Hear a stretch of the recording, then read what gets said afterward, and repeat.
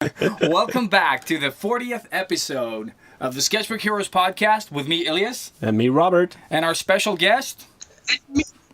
Evan! Yay! Awesome. Yeah. Super stoked to have you on board, man. This is awesome. Yeah, nice to be here. And I love your hair. Your hair is awesome. Yeah, dude. That's the department I'm lacking in, so... I actually have the same, but I'm too afraid to show mine. Nice. So, without further ado, let's get the intro started. Yes! Let's go! Let's do it! Yeah! Save us, intro. Save. Artists of the world unite. Step out of your comfort zone into the danger zone. They loved 80s cartoons, even with beards and tattoos. You know they haven't changed at all. Filling sketchbooks every night, getting better with each line. Sketchbook Heroes, imagination burning. Sketchbook Heroes, Sketchbook Heroes, pick up the Sketchbook Heroes. They all seem to have a neat line. Sketchbook Heroes. And we're back. Yes! So yeah, we'll cut that in. So that's how we roll. On this episode, we will sort of like dive into the mind of Even The great. Mehl Amundsen. Ooh, I like that. Yeah. So, yeah, Evan, would you like sort of? And some sort of introduction, maybe? Yeah. To people who don't really know you? Just really quick. For the three Yeah. people that don't know who you are. Yeah. Alright. My name is Evan. I come from Norway. I work as an illustrator and concept artist. I've worked a little bit here and a little bit there. In Canada and in Prague, in the Czech Republic, in Blizzard in California, in the US. And now I'm in Copenhagen, and I work freelance for the time being. I work mostly in sort of fantasy and character design. I do a lot of pre-production work.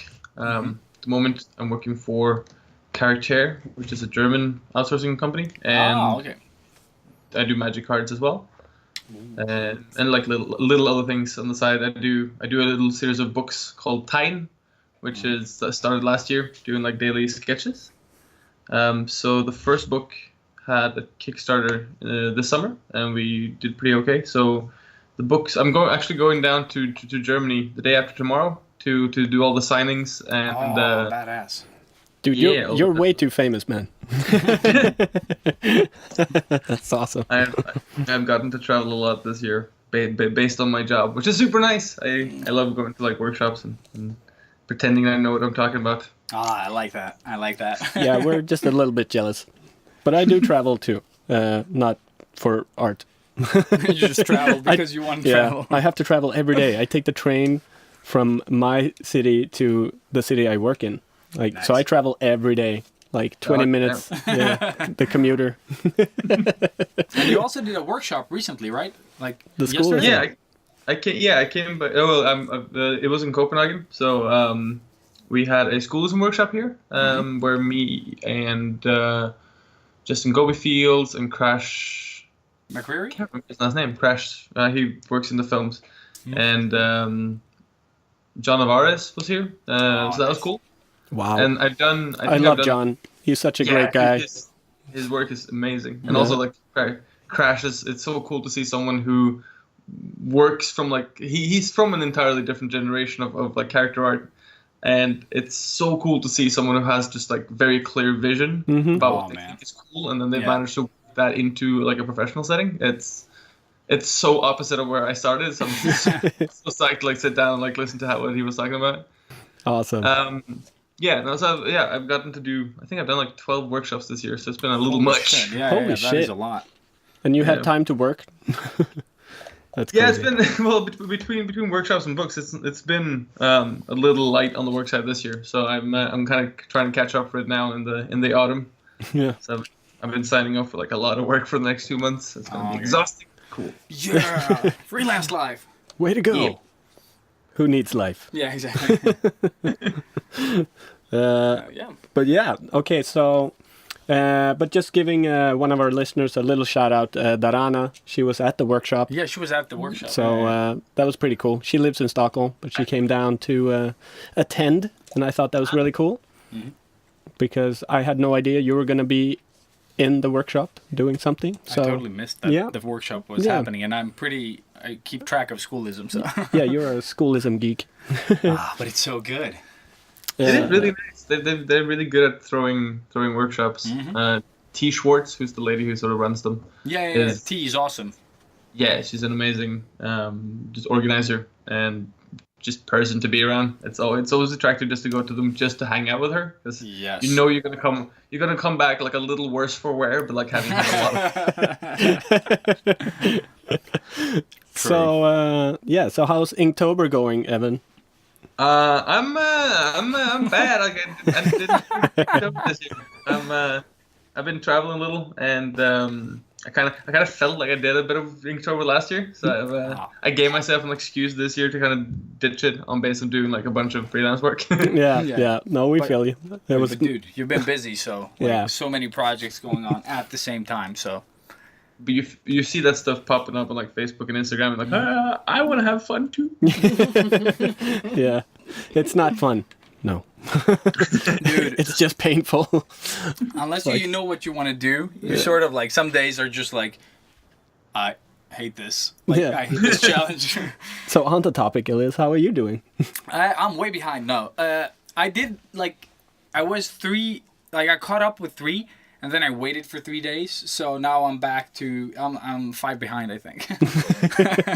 So I caught up I just had I was 3 behind, and now I'm back to 5 behind because birthday parties, kids, all that shenanigans. Yeah, the daddy That's excuse. The danger. Like if you skip one day, then you suddenly balance, and then if you skip the next day, it's like no. Yeah. Third day, you're like, fuck this. And then 4th day, I shouldn't have skipped the 3rd day. Yeah. You see someone who's done a particularly tasty piece, and he's like, oh, dude, yeah.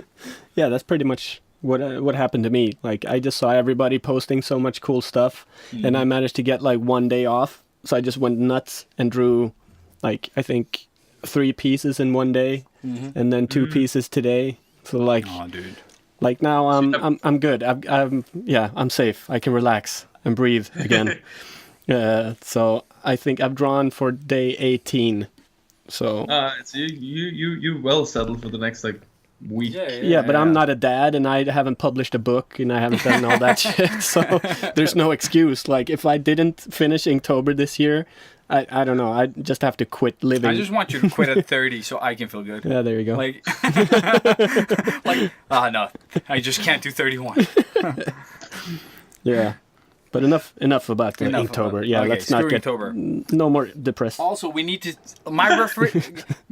since everyone's wondering, my refrigerator is fine now. Okay, it's been taken care of by professionals. It's doing good. Are you sure? Have you back tested to it? normal. Yeah, my food is also good inside that refrigerator. So if anyone's crying out there what, you can't leave us with a cliffhanger, it is all settled. We're good. Worst story ever. Indeed, I'm very sorry that my handyman was handy. I'm terribly sorry. Yeah. So moving on. So Evan, we're gonna talk about a bit of your history and stuff. So just going back as far back as you can remember, where did it all start? Yeah, who's responsible for putting crayons in your hands? That's a good question. I've been very lucky when it comes to parents. Both my mom and my dad are fairly competent draftsmen. Oh, sweet. And so the first time I was truly fascinated by drawing was seeing my dad drawing a Viking ship, and he drew the sail in slight perspective. Ooh. And I was like, oh, that's magic! And that reaction has been repetitive. I've seen other people do things, and you see the illusion come together.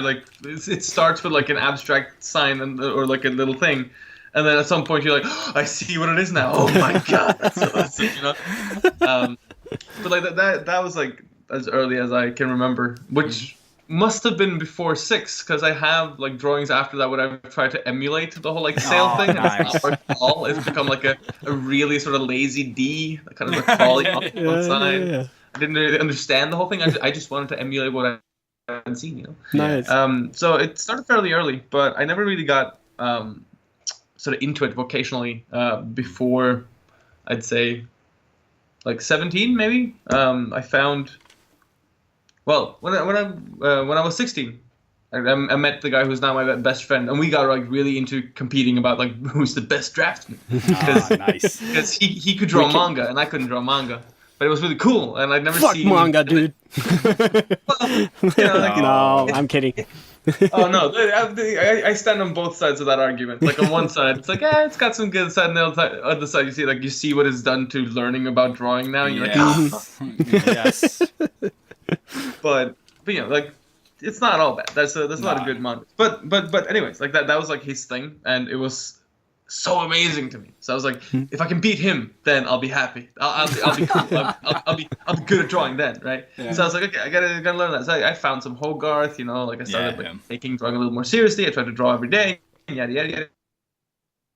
Yeah, but it was a certain sense of like, like you know, like the illusion, the mysticism. So not until I found out about Andrew Loomis was that like stealth.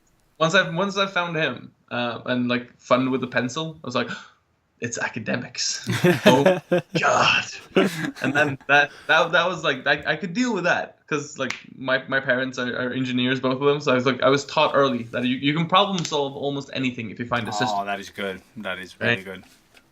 But yeah, that's kind of the rough origin story. Nice. There's also, for example, like. Me and my best friend, we had an art teacher who was a fine artist, but kind of like he did teaching on the side. Yeah. And he was very adamant that if we didn't do abstract art, if we didn't do like fine art, there was no place for us in the art market. We both became like super like, oh fuck you, man, fuck you, we're gonna do it. That's the best motivator right there. Yeah, someone telling you can't. I did get back. Yeah, there you go, dude. Just send them a. And then so. Oh yeah, so I did get to go back and like tell that teacher off and say like, aha, we got a job, motherfucker. Mic drop. Yeah. Pen drop. Boom. Yeah, exactly. And that, Suck it. No, so this is that, and just like I've been lucky with the educational system. Like it's like you guys have in Sweden as well. Like I never really had to make that choice. You know, people often ask. When did you make the choice you want to become an artist? It's never been a choice, like because you get to try out a little bit in school, and then you get to sort of like jump some hurdles. And then if you run up against the wall that's too hard to climb, then most people stop, and then some people get like really into it and yeah. But hurdles were never that difficult. It was just a question of sticking with it, and that kind of just. So it's very anticlimactic, my story. No, but we can relate 100%. We never stopped. Like, when people stop doing things, we just, like, it was always there. We had, like, sleepovers, and we just, like, throw in movies and just watch on repeat, and then just, like, keep drawing, like, through the night. Yeah. So, and your dad was also, a draftsman, so... Yeah. No, my dad, he did the same thing, that whole illusion. Like, he taught me how to draw a skull in perspective. Or he showed me when I was like 5, and I saw it, and I was like, wow, that's so amazing. And then I just started crying because I got so angry because I couldn't do it. So I just fucking hated my dad. And then I'm like, I'm gonna fucking show you, Dad. And then, now I draw better skulls than him. So, ha! In your face, old man. Yeah, exactly. you show like he's on his deathbed or something. You show up really sick skull drawings, like, here it is, old man. I took that. Smack it in his face. Boom. Choke on it. So is this the dad episode? Thank you, speaking about dads, so where did you get your first job? What was your first the first job? My first sort of like paying gig was to do character art for a little company in Texas called Anthropos Games, and I did like characters for like $100, and it was essentially I started looking for little freelance gigs once I figured out that I didn't want to be at the school that I was at. I went to University College Falmouth, which is by and large a fine school. But I was a shitty student, and I had signed up for a course that I probably should have researched more, because it was an illustration course. This is me straight up. Yeah, sorry. But it was an illustration course, and it was teaching essentially illustration as it had been in the 80s. Nice. Like when we had to do like problem solving, they'd be like, no, don't worry about it, just collage it out, like that sort of thing. It's gonna be fine. I got pretty frustrated a couple of months in, so I was like, I started showing up less and less to class, and I started just sneaking off to life drawing, because at least that I felt I got some progress from. Yeah. Nice. And then after a year, I didn't continue. I quit and I went back to Norway. And during that summer, I actually did the art test that got me to Volta, which is in Quebec. Nice. That's awesome, man. So $100 per character. That's okay. Yeah. We've been there too. We've done this, but it's good to know that we're not the only suckers here. But on the subject of first jobs, do you have any sort of like pitfalls that you sort of like, I would never do that now? Like, I was so dumb back then. Like, why did I even like fall for that? Like, I was like, oh my god, they want to work with me, yay! And then you just accept pretty much anything. Well, honestly, I think I would have, if I was in the same position as I was then, I got a pretty square deal when it came to the job. It wasn't particularly well paid. It was somewhere around like $30,000 a year, which isn't horrible, but it's not fantastic. No. But it was my first job. It was essentially, the way I saw it was that I got paid for an education that I otherwise would be paying for. Yeah. So to me that was pretty great. So if I wasn't in that situation again, I probably would take the deal. But it was less about like the fact that it was little money, and the way that the studio I went to treated the whole subject of money, that eventually kind of led partially to me quitting that company. Yeah. But, Okay. But that's a sort of like first year in the industry thing. It's a pretty alright deal. Oh, sweet. And we really appreciate that you talk like the money part, because I think that's sort of where we sort of shoot ourselves in the foot. We've talked about this with our listeners and with other professionals, is that everyone's so afraid to talk money. You don't have to say like these are my rates, but if you don't like put a standard to it, there are a lot of sort of like people dump the prices. Yeah, they're gonna run you over. Yeah. So if you're beginning, it's good to know like, I shouldn't charge less than this, at least, like to put us industry standard to things. Yeah. So we really appreciate that you. Yeah. And I think a lot of people are sort of willing to work for essentially nothing in the beginning. Yes, and exactly. You don't really think about it as anything other than it's getting me into the industry. But it goes like as you get into the industry more, you do realize that action at some point is hurting the industry, because it sets up an expectation that we as artists can be kind of bullied into shitty pricing. Yeah. Yep. So my general sort of approach to pricing is I usually try and think about I try to be fair to my clients as well, but Yeah. I usually tend to ask for about 20% more than I think I deserve. Yeah. because I've never been in a situation where that has resulted in a client going, no, fuck you, we're not going to work with you. Yeah. Right? So the worst case scenario of asking for too much tends to be that they'll haggle with you. And Yeah, exactly. it's better to haggle down than up. So that's kind of like my go-to. And I've been in a situation where I've asked for 20% more, and they've been like, "That's it," and then Oh no! I meant 40. Damn it! yeah. So I forgot a zero. But yeah, so like it's about being a little bit, giving some thought to like, what is your time worth, not just to you, but to the industry in general. yeah. And in regards to that, I don't work that much. Like, I work in mobile games at King, but I don't work with like concepting for other companies, like on a freelance basis, where you sort of have to give up rights to your work because they're going to be used in a product. How? Because when I work with freelance, I usually I get to keep the rights to my stuff.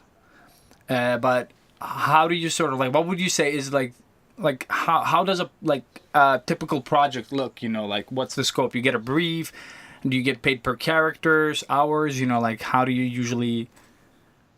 Well, it does differ from client to client. Yeah. Some clients insist on paying by the character, like having a bulk price. Others are fine with having a day price. So you usually it's as soon as you have that settled, it's more of a question of figuring out exactly how to dispense the time. So yeah. You try and figure out a formula of working with your client that's kind of suitable to their time frame, but that doesn't fuck too much with your process. Yeah. I tend to work very strictly. So once we've launched into something, if a client comes back and asks for if a client comes back and asks for composition corrections, after I've finished my thumbnail and delivered the line art and say, this is it, right? Then I've solved my spatial problems in line art. So I tell that to my client, if you want anything moved around, you got to do it now. And then okay, can we have this guy 2 inches to the left? Okay, whatever.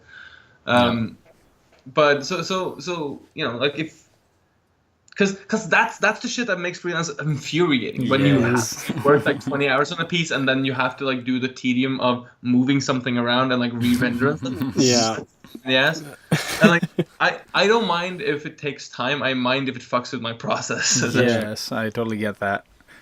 So that's where I start double charging a client if I have to go back and fuck with the process. That's awesome. But speaking about that, so could you just take us through the whole sort of a really quick recap or a summary of you getting the call or the email from the client to the finished piece? What sort of steps do you go through real quick?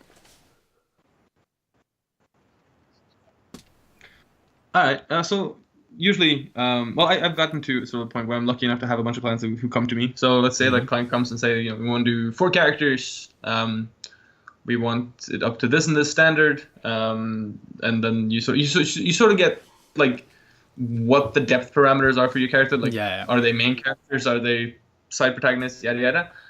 And then they ask you for a quote usually. So then I do a little bit of mental arithmetic and essentially I try and make a rough estimate of how many days I need. And then I usually quote a rough day price estimate. And so essentially just time days by the amount of money, and then I usually ask whether or not it's a rush program, because usually if it's a rush 2-week thing, you kind of work through your weekends, and then they pay double for that. Oh yeah, that's awesome. And then you sort of hash it out with them. I usually try to get them to do a Skype call, just because it's easier to discuss things with people it's also quicker to do it on Skype. Yeah, definitely. To actually debate things with people straightforwardly. Yeah. And also producers especially get real uncomfortable about committing to money, so you can be a little direct with them without having to wait for the next email, which is yes. You get that done, and then you can go off and do something else, and then they can come back to you at some point. Yeah. Mm-hmm. Great. And then say they've said yes to your price and everything is a go. What's your process look like? Say you have that 2-week crunch deadline. How would you work for those? So it depends a little bit on the next step is sort of a little planning thing. So I have to figure out how comfortable I am with the source material, how much research I might have to do, roughly estimating to myself how much studying is going to be necessary to solve. That one is almost impossible to do a proper estimation of, because you don't know how many problems you're going to run into. So I usually just estimate any piece has upwards of 3 major problems that I'm going to have to take a little bit of time to solve externally to the painting. And then usually what I'll do is I'll sit down, do one work session where I pump out all my thumbnails, and I'll send them off to them, be it for illustrations or for characters, whatever. And usually I do no more than 3 thumbnails per image, just because after that it's just iteration for the sake of iteration. Yeah. So it almost never gets me anything better. So if a client is specifically, we need 20 thumbnails, I'm do you, or do you need 3? And more often than not, they're like, well, we say 20, but Yeah. So once thumbnails are sent off, I'll start like doing research, and then like specific research, and then once they come back with either like accepting thumbnails or wanting corrections, I'll have worked on like my ideas generally, because you can work on your piece without painting, you know. Yeah. So I usually work on the concept. I usually work on like ideas of things that I want to use as imagery to sort of, especially in character design. There's a lot of like subtlety that's necessary. So I usually spend a lot of time trying to figure out how to imply things and sort of suggest elements that are in the description, but where I don't want to like just hang something on the character for the sake of like being expressive. And then usually we'll go through like a process of I'll do the line art for my pieces, send them off, and then sort of have them commit to the design of the line art, and then I'll do sort of the color rough and then final render. Okay. Okay, that's sweet. That's really good to know as well. Yeah.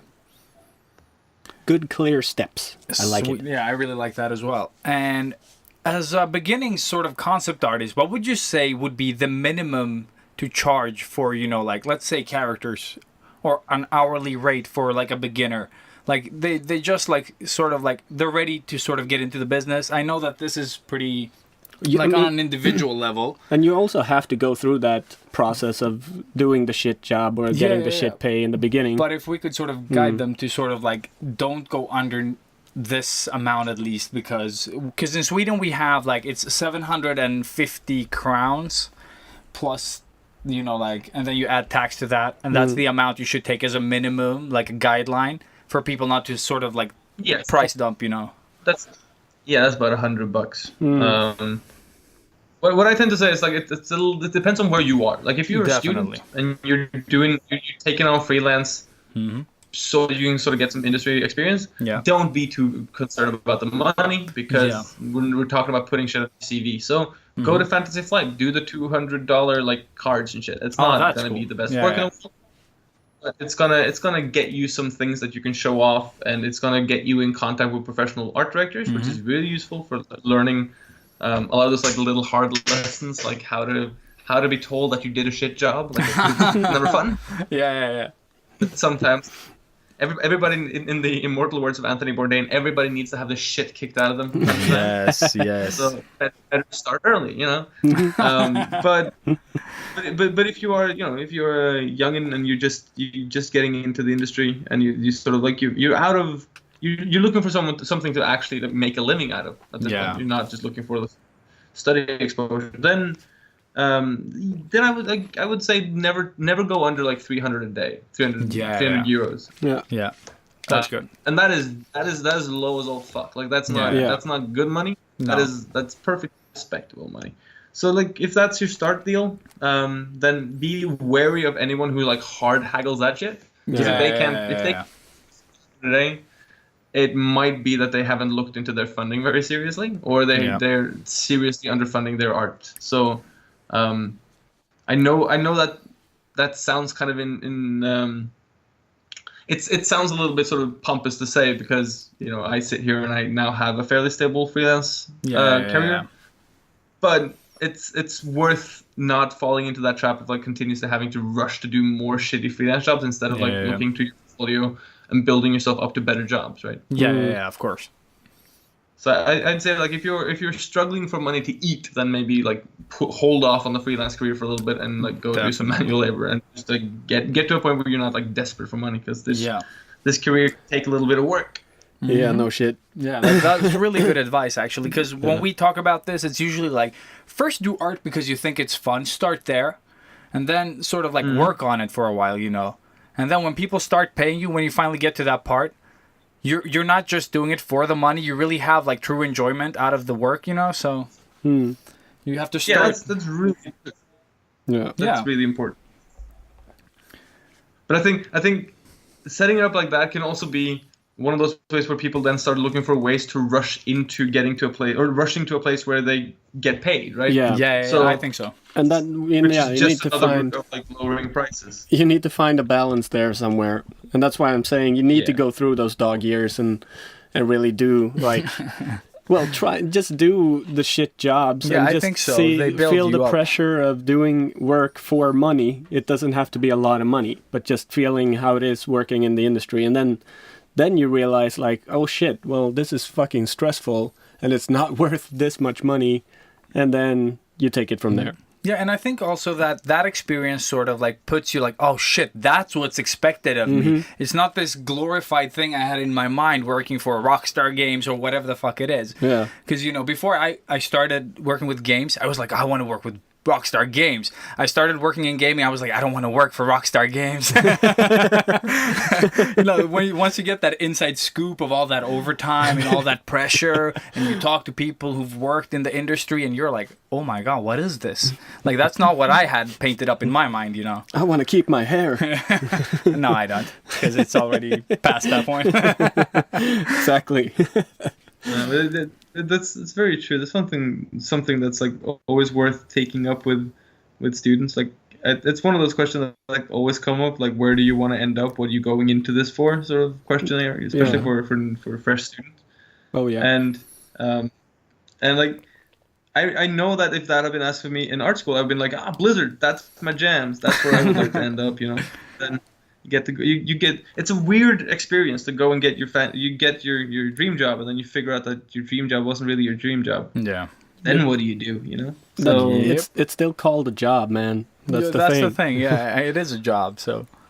Well, see, yeah, and that's true, but I think like that's a very sort of different threshold for a lot of people. So it is a job, but freelance to me is more of a vocation, where like a studio job is a job to me. So I, for example, like earlier this year, I did a stint with IO Interactive here. Nice. Oh, sweet, dude. But I can't really talk about it. No, but that's fine. That's fine. Is it the new Hitman? Is it the new Hitman? Tell us! God damn it, Evan! No, we're not going to pressure you. I can say as much as it has to do with killing. Oh! I like those games. I like it. Yeah. Yeah. No, we're not going to pressure you. But I know, like when I was then leaving again after 2 months.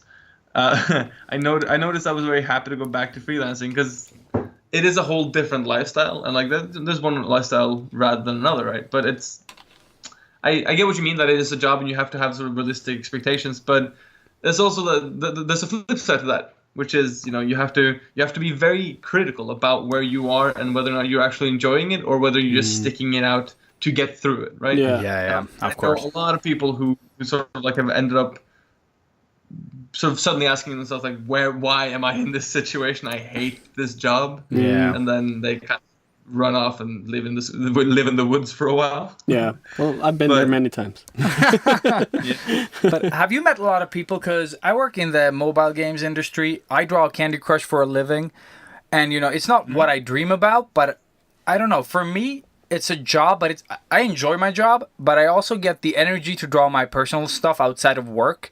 Whereas most sort of like, they use it up at work and then they don't draw at all, like outside of work. That's not a thing for me. Like, I would never be able to leave work and then think like, I'm not going to draw anymore, you know, like outside of work. That's not I don't understand that, you know, like it's. No, I think, I mean, in the end, it's about being, in the end, it's about feeling like you've sort of served your own creativity, right? Yes. And I know a lot of people who are like legitimately passionate about the games they make, which is always fun to me because like I'm passionate about a few games myself, but I've never worked on them, and I'm like, but then like so they're sort of like creatively satisfied when they go home after, you know, working on their game for 8 hours a day. And I understand that. That I understand, that I can relate to. I'm talking about the people that complain about the work maybe that we do here. Yeah. You know, like, I never get to do what I want. You know, like it's a company. You can't do your own thing, and then they never draw outside either to sort of fulfill that, you know, creativity or whatever is missing art-wise. So I don't. Yeah, no, I'm the same. Like, it just fuels my inspiration more or drive. Right. So like, you've been sitting there at your job the whole day, and then finally you get to come home, and finally you get to draw what you want to draw or whatever. Again, yeah. Yeah.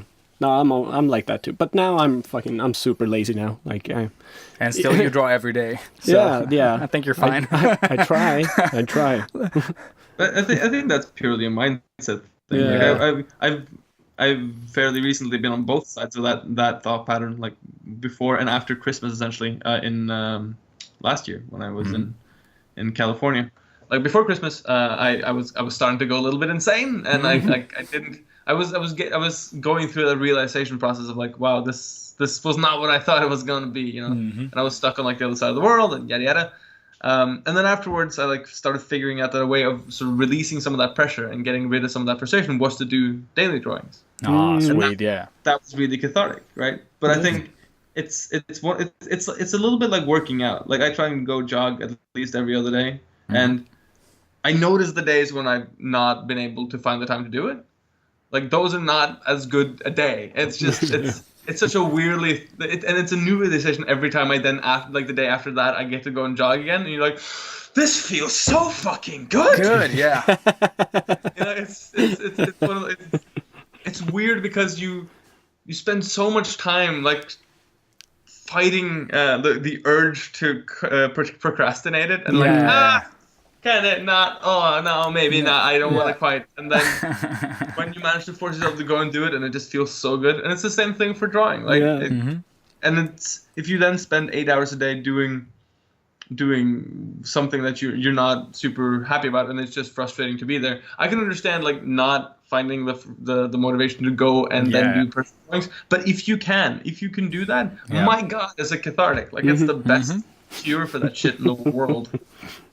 No, but I think like even when we call ourselves lazy, and then the amount of things that we usually do, like work 8 hours, do a podcast, we draw personal stuff, you know, we do freelance.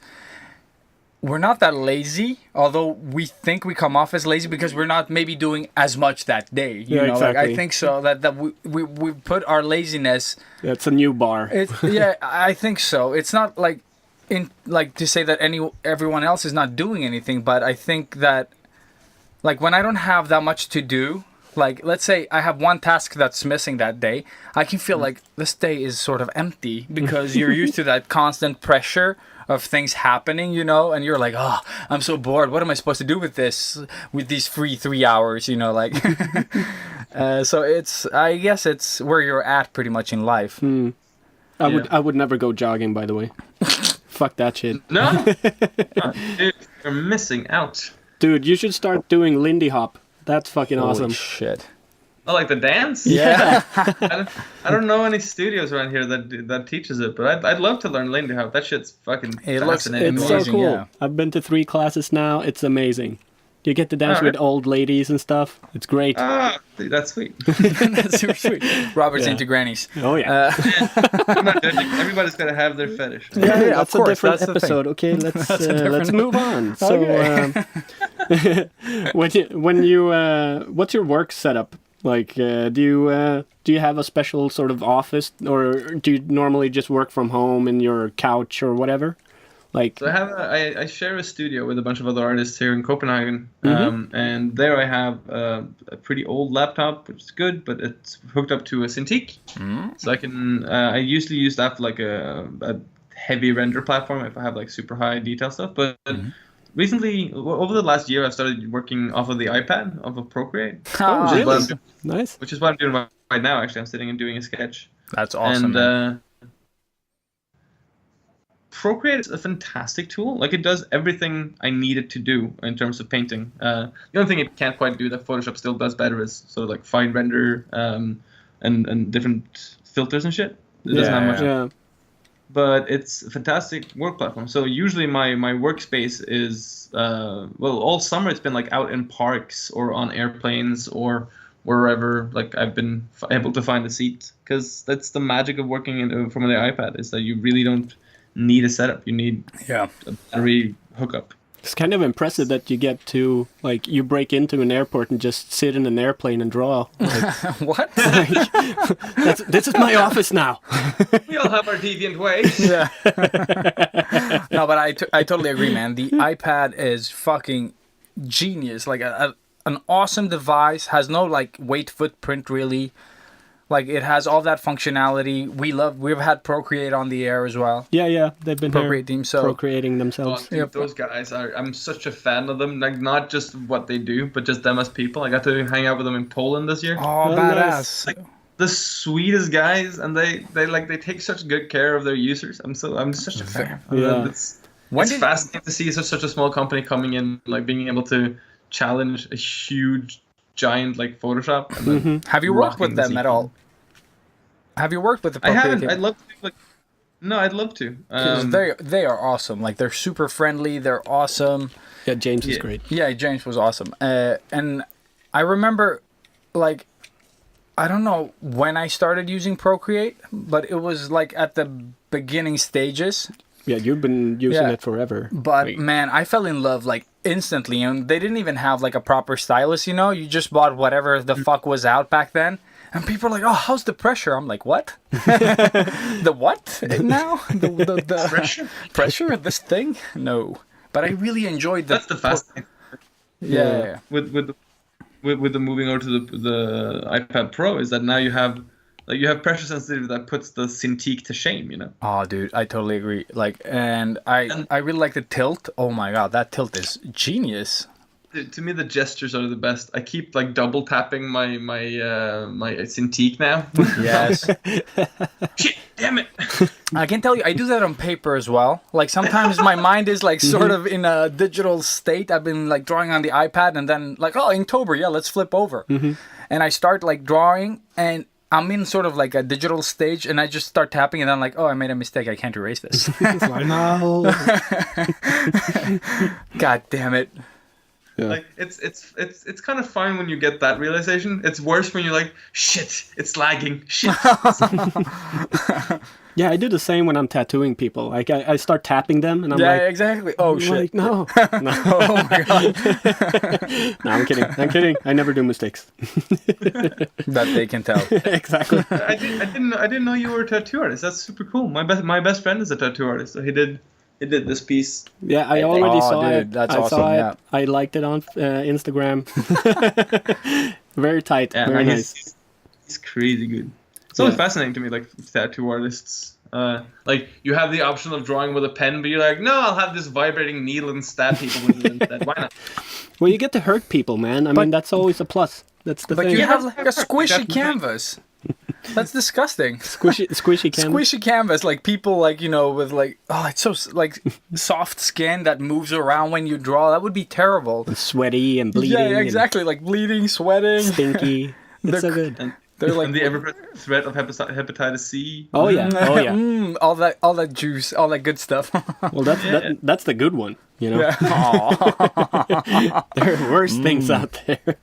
Yeah, no, I love it though. It's the like out of everything I've tried with that has anything to do with art, tattooing is by far the coolest thing I've ever done. And I've been in the business 2 years now, and it's still like every day is a different day. Like not one day has been the same, and it's so fucking amazing. And I mean, I'm really lucky with my clients because they're really nice, and it just makes the job even better. You know, you become a psychologist, Oh, yeah, but that's therapist, and Yeah. masochist.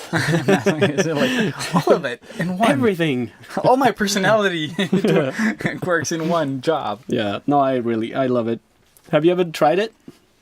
I have a little bit. I got to tattoo like one little leaf on one of my friend's tattoos, and like all of the leaves are like super gently put in and like nice, and then mine's like, like this fat fucking line. No, that's falling out.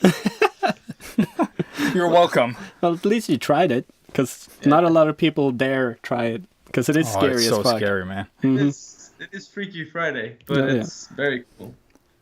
Nice. I'm always flirting with the idea of trying to do like going and doing tattoos, but I feel like I would have to like get into. You have to like do that properly or not at all. I feel like so, Yeah, like, yeah. I'll hold a couple more years. Hey, but dude, we have this Russian guy that lives where I live in Mashta, and he has just like a Facebook page. He does all the tattoos from his home. They're all a bit like sort of skewed and people keep going to him, That's and every the day, new popular thing. yeah, and every day you get this like crooked star or like skewed star on someone's shoulder, and there's like this. Is that legal? No, It is. well, it is legal, but it's not like That's the thing. Like, there's nothing there's- illegal about tattooing. except. Oh, okay, because it is in Norway. Like there Is are it? very, That's perfect. There are very strict I've restrictions. heard, in Norway. I've heard, but I don't know any of the restrictions there. I've heard they're sort of similar in Denmark, like, but in Sweden we have no rules. It's insane. You can you can tattoo an infant if you want, No, as long as you get like the parents' consent. that is insane. It is. That is indeed insane. Yeah. I never thought about that. Yeah. Work is good. Work is good. Today I tattooed 15 babies. Soft skin. It was good. Oh man. No, That no, derailed. no. All right. So going from one thing to the next, I wanted to ask you about your book, if I may. Oh yeah, we've gotten And- questions. Yes. So should we take a question about, or it was just a general question, I think. Yeah. I think the question fan- was like, fans. what inspired you to sort of do the book? It was a big question, wasn't it? Yeah, it was. I mean, the general inspiration came from like not having shit to do, and I was going insane in California. And my friend challenged me to do a character, and then I did a character. It was fun, so I did another one, and then kind of just kept going. I'd done Inktober like the year before, and I was like, that's pretty cool. So I started like doing it. I did it for a month, and then I was like, maybe I can do 2 months. So I like did 2 months, and I was like, okay, what if you can do for a year?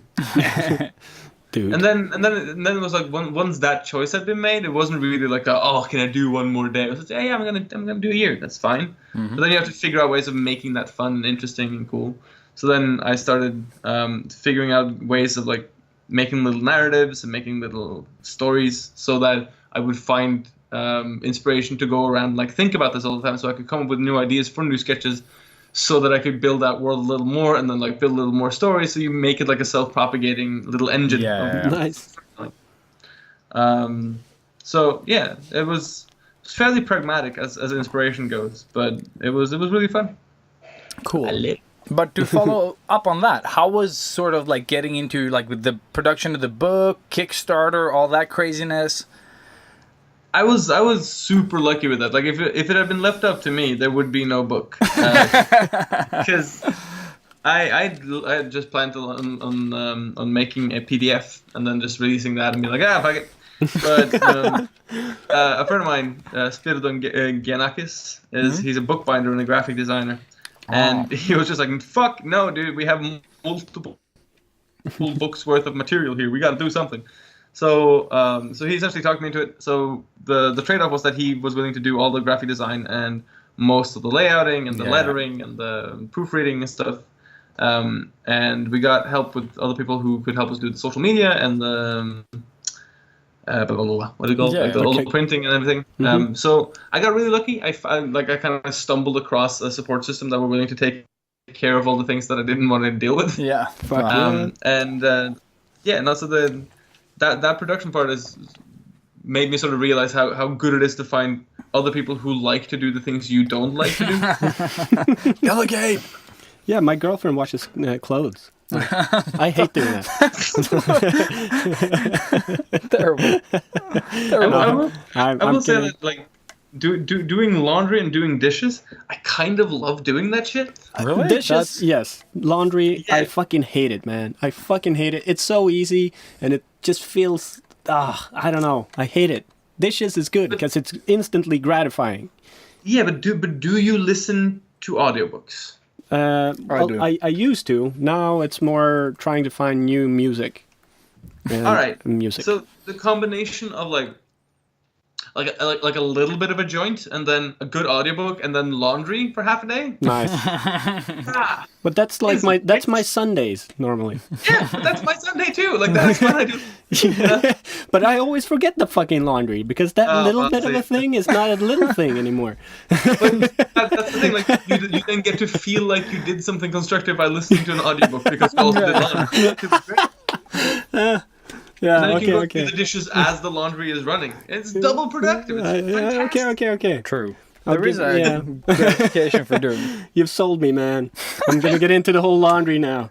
Oh yeah, the whole lawn scene. And then you just have like a YouTube video, 2 hours just smoking.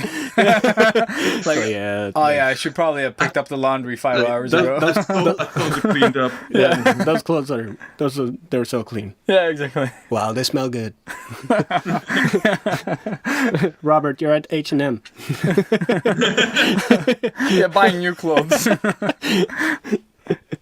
Yeah, okay. Is that the dream? Is that the dream? It is the dream. Smoke a joint, throw away the old clothes, buy new ones. So much you never have to wash. Yeah, exactly. Well, you see, like that sounds alluring, and then you realize that way lies like Harvey Weinstein and shit. So maybe maybe not. Yeah, that's true.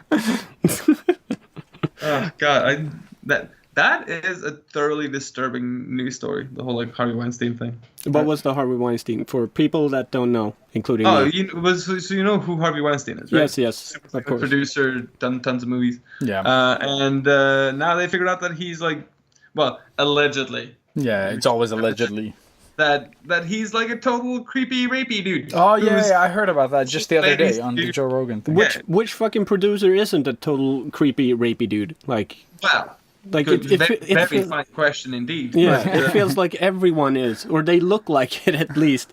Like, that is true. But it's Yeah. like the whole Cosby thing as well. Like, yeah, holy shit, that was a surprise as well. Allegedly, of course, but yeah, that's not really allegedly anymore. isn't it? I don't know. Way too many people came out and just like, well, no, I was also raped. Yeah, Yeah. Oh man, that sucks. that's dark. Yeah. Yeah. So, Stay away from producers and focus on your art, kids. so Kickstarter, how did?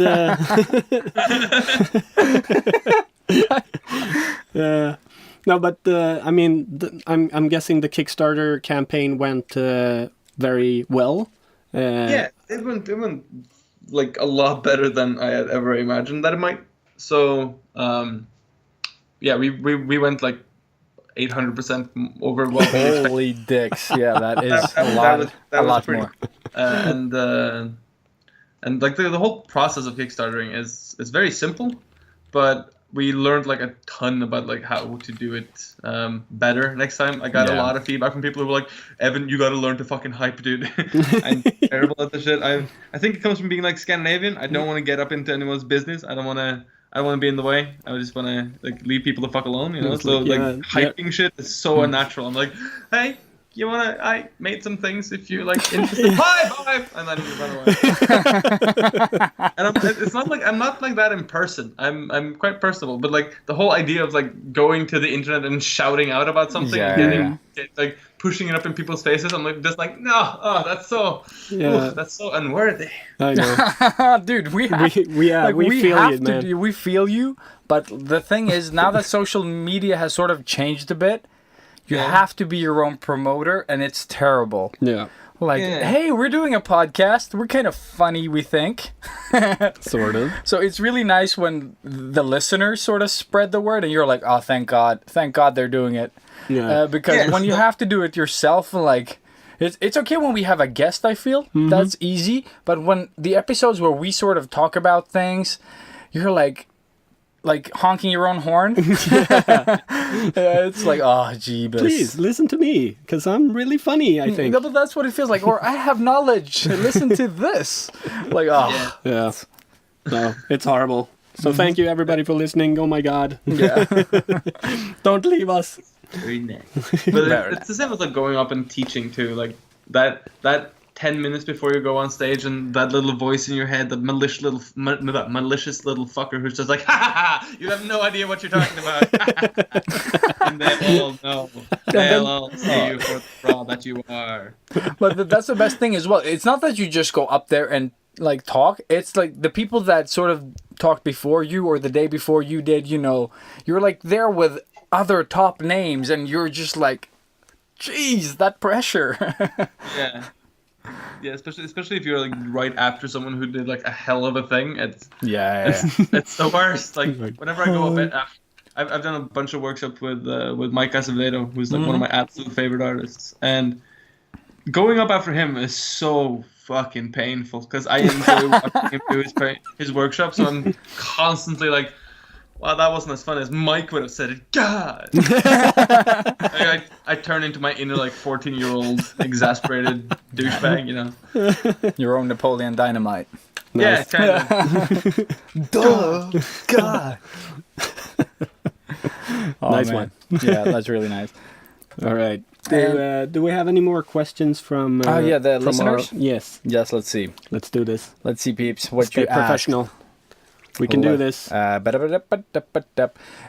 are asking, and the people, Creativosaurus asks. Creativosaurus. Yeah, that That's was a mouthful. Awesome. But we love it. Who are your main artistic influences, both classic and contemporary comic game artists? Pretty much. Ooh. That's a that's a good one because there's a lot of them. Lately, I've gotten into there's a French manga, which is kind of a contradiction, but it's called Last Man. I can't remember. I'm gonna see if I can Google and find do out it. what the names were. That would be awesome. They are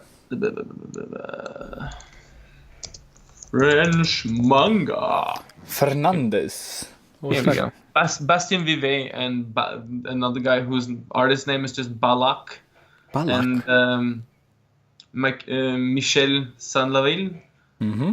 They make this fantastic comic book, which looks like you're watching an animation movie. Like just the way that it's drawn, it's so dynamic and like delicious to look at. Oh, Wow. nice. What was So it that's- called again? Last. Sorry. Last, Last Man. Last Man was Awesome. it? Okay. Awesome. I wrote Last Man Standing. Epic movie. Epic movie. Yes. Okay, sweet. We will definitely check that out, and you should too, whoever listens. And I have like, but you know that's the more recent ones. I've one of my early sort of eye catchers was Paul Bonner, who's an English illustrator who now lives in Copenhagen actually, Oh. and he's done like a shit ton of designs for Drakar og Demoner. Oh, sweet, yeah. Yeah, and Trudvang, which is another like role-playing game, and he's just like he's this grandfather of character of fantasy character art and fantasy illustration. Nice. It's fucking best. And Paul Dayton of Paul Paul Dany. Dayton of Warhammer fame Oh, is yeah. a great favorite of mine. Bruno Gore, who is known as Nox is Mad. Often he comes out of like the concept art community. Yeah.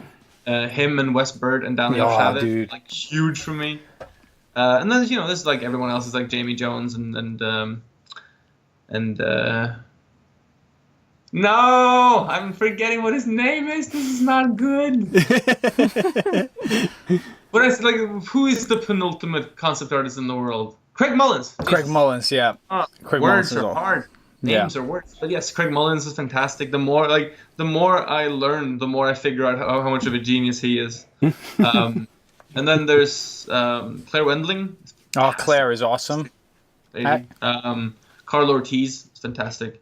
And Yes. also like one of those like slightly understated heroes who, when you meet them, you realize how fucking awesome they are. As well as Kim Yoon-gi, like. Oh, dude, fantastic. yeah. That guy. Machine. And like, yeah, and it's funny because like people sort of like are pulled between like, is Claire Wendling better? Is Kim Yoon-gi better? Like, because both Yeah. of them are fundamentally amazing. And then there's this one guy called Rael Lira, who's from Brazil, who, Haven't met. in my mind, kind of tops both of them.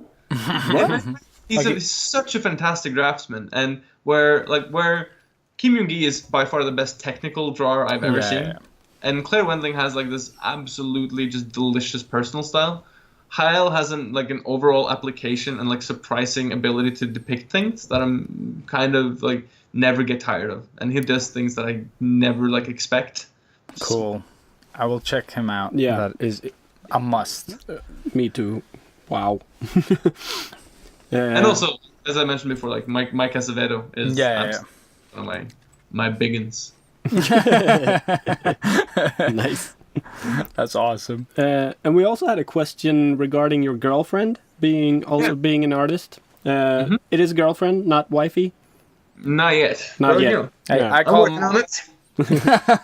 dude. I call mine wifey because girlfriend at the age of 33 doesn't feel. It just doesn't cut it. I'm like, my girlfriend, mommy. Like, I can't do that. Yeah, you're old. I'm But what's it like having a girlfriend who is also really active as an artist? And yeah, what's your daily life like? I don't know. Well, our day was a little screwed up because she lives in Tehran and I live here. Oh, it's not, shit. That's sub-ideal. I'm actually going down there next week to visit. But in terms of like what it is like when we do hang out and when we do go on vacations and stuff together, it's fantastic. I get to sit like 2 meters away from someone doing some of my favorite drawings of all time. Like, I usually don't mention her as like my grand inspiration just because it sounds too fucking sobby to say like, oh, my girlfriend's my biggest. But she's absolutely one of my favorite artists of all time. Yeah, it's just like she's somewhat recent in that whole crowd, but like watching her work is one of my favorite pastimes because she draws in a slightly different way than I do, and I love that whole thing of like illusion that we talked about earlier, like the thing of like you see someone starting to draw something and then suddenly it comes together. That still happens when I watch her draw, and it's this thing of like, oh, what's gonna happen? Oh shit! She's like, could you just back off? Yeah, too much, Too close, too much, too fast. No, But that's her, awesome, man. Shout her out.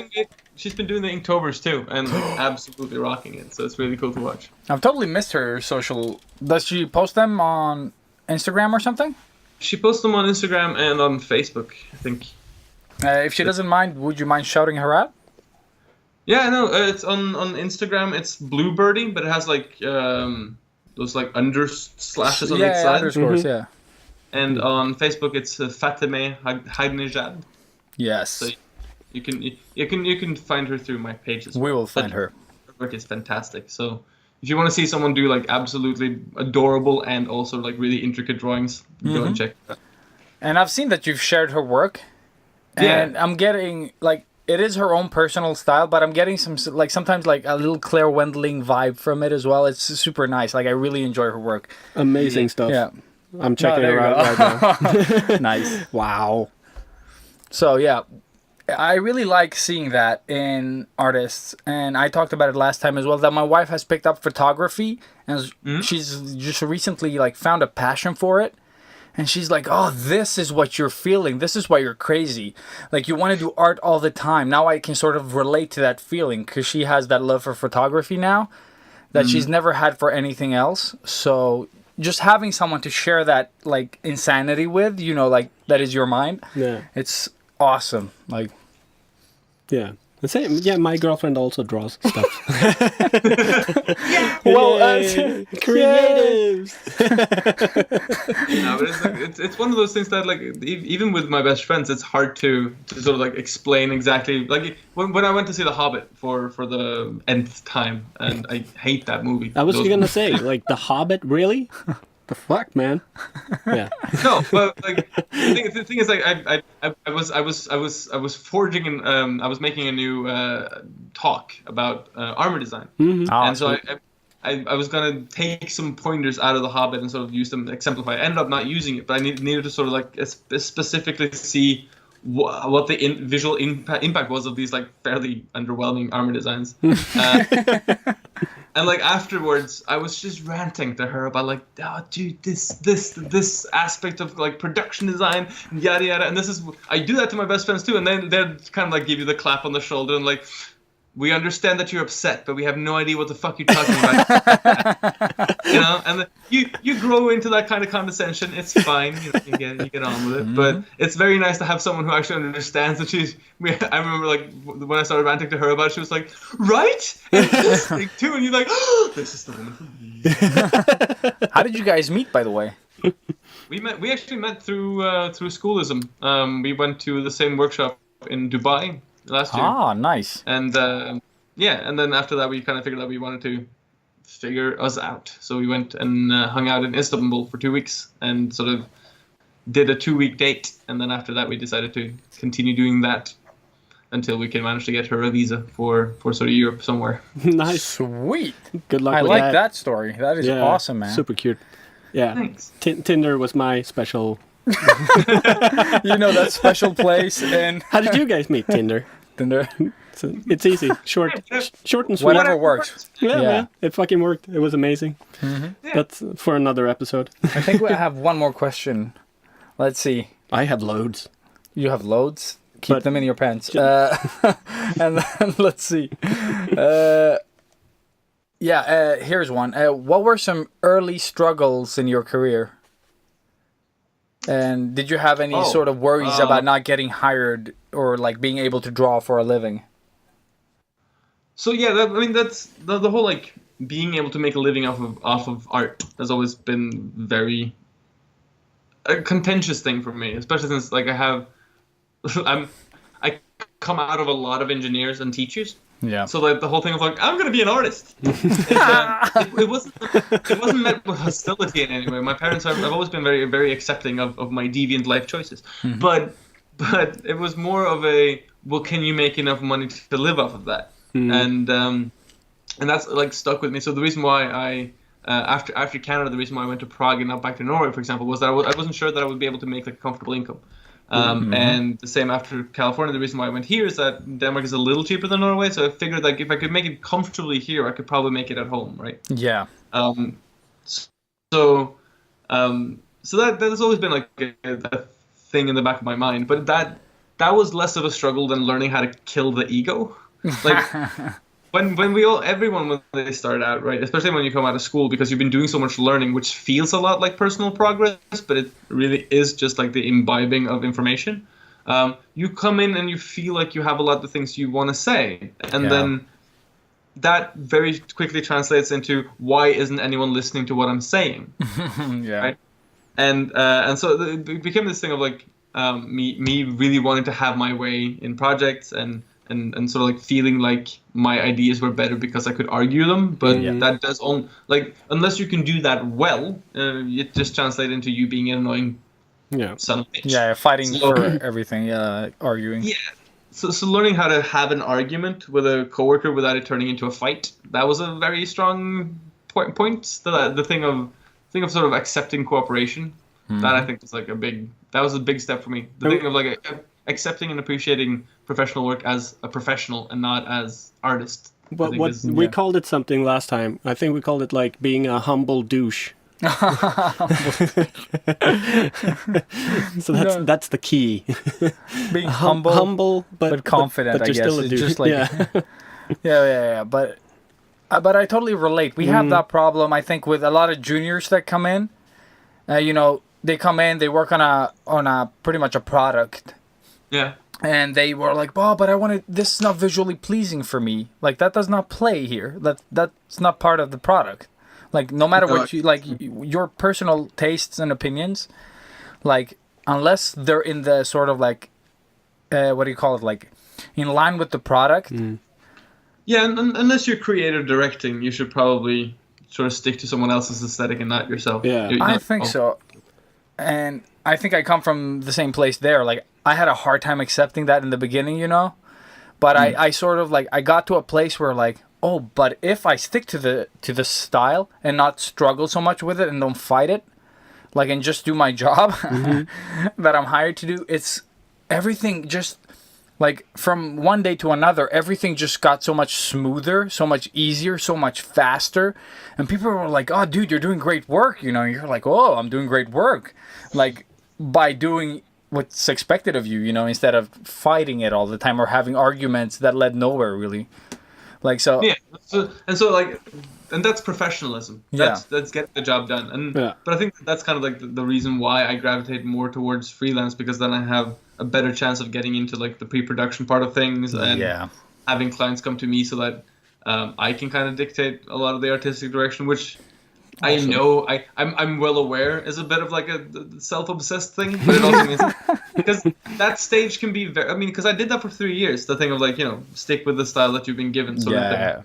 And the thing is, like the day after I quit, I was sitting back in my house and trying to remember how to draw what I thought was cool. Like disassociate myself from the aesthetics I had been given and try and like reclaim a personal sense of cool, And it took like a solid 6 hours of just sitting there and like going back through old sketchbooks and old books and just like reading things again, and we're like, oh yeah, and that's what it felt like. And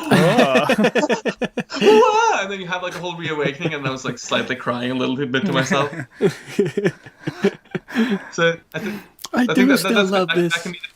that can quickly become like the pitfall of sort of like over professionalizing your workflow too. Is that you become really good at disassociating from a personal sense, and then you just solve other people's tasks. But what's left for yourself, man? Like production mode.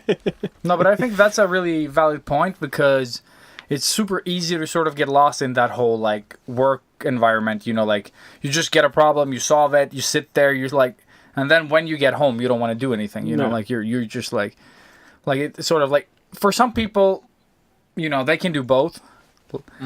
But I guess that sort of plays back to how confident you are in the way that you work with your stuff, you know, like I think, because a lot of people are really good at work stuff, but then when they draw outside of work, I'm like, they can't draw. Like like their personal stuff is so underdeveloped, but their production stuff, like the graphical stuff, it's so good.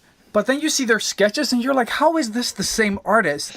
Like their pencil sketches look like something I did, you know, when I started off.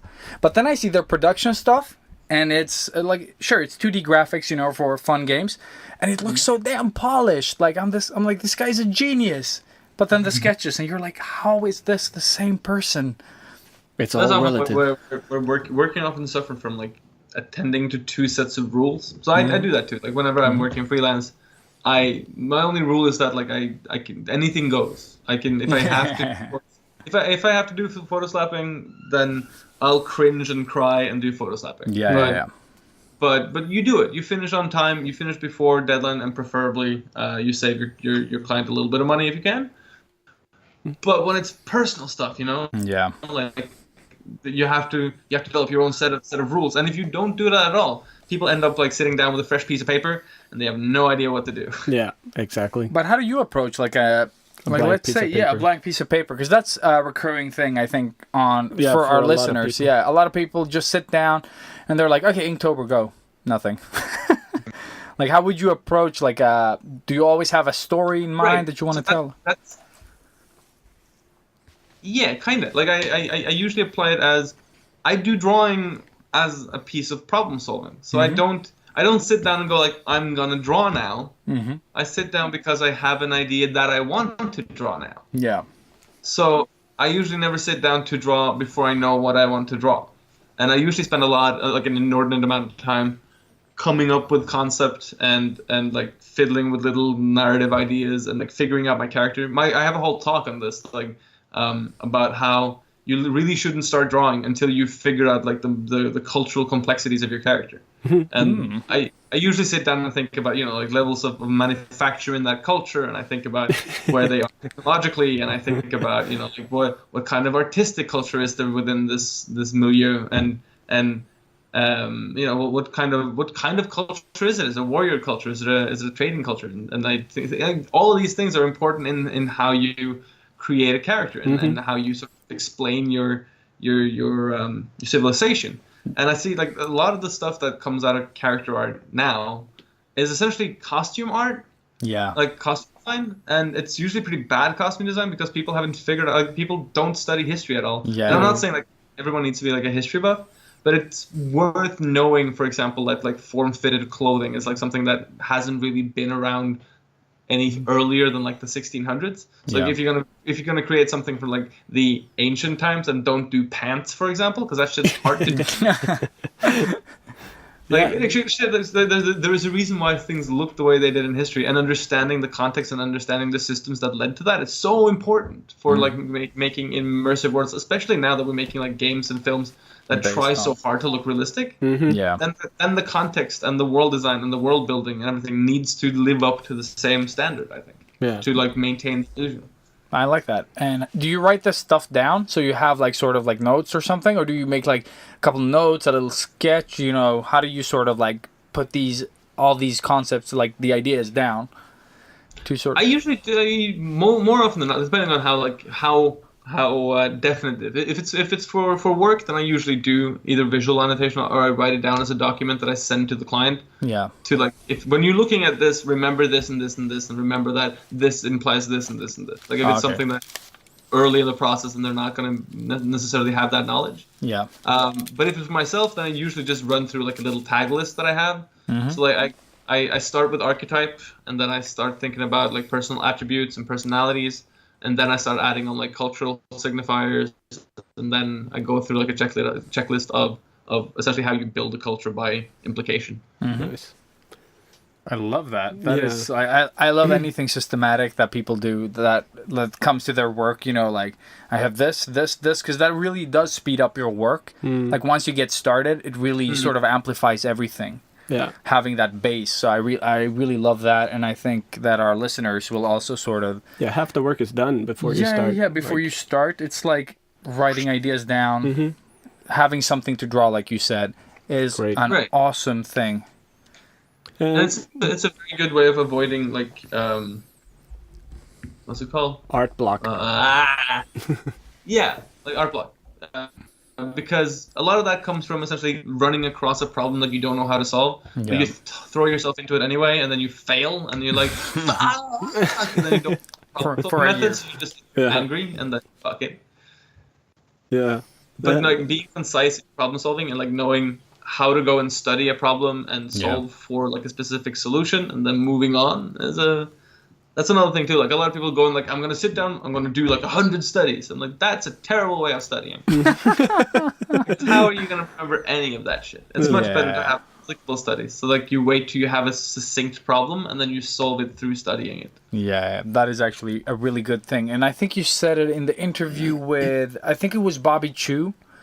I think you had like the what is it called? Chu Stream. You said something really good that really stuck with me. It was like understand, like when you have a problem or something, just like study and understand it and learn from it. So you don't just like, oh, this is an armor, I'm just going to draw this armor. You said something about like really understanding how it's built so that you can replicate it without the reference later. It's not going to be 100% exact, but it's going to be something that you can use again and again because you understand what's... You've learned it. Yeah, you've really understood sort of what it consists of and why they made the choices they did, which was awesome advice. And I think we talked about that. We have an episode about character creation. And I think you mentioned it in that one too. I don't remember. My mind is old. No, this is what happens every Sunday. But it's usually what I refer to as like internalization. That thing of like when you can break a problem or a discipline down into a principle, then you can take it away from the reference pool, and you can just fiddle with it and make it suit your purposes. So it's like learning and understanding anatomy, right? Yeah. It's not like everyone needs to know what the tabella maximus is to.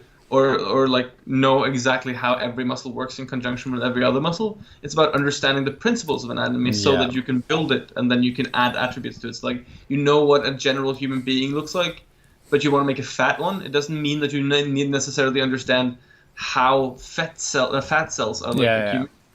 But you know, like figuring out where fat accumulates generally on the body is good because that's a general principle. Yeah.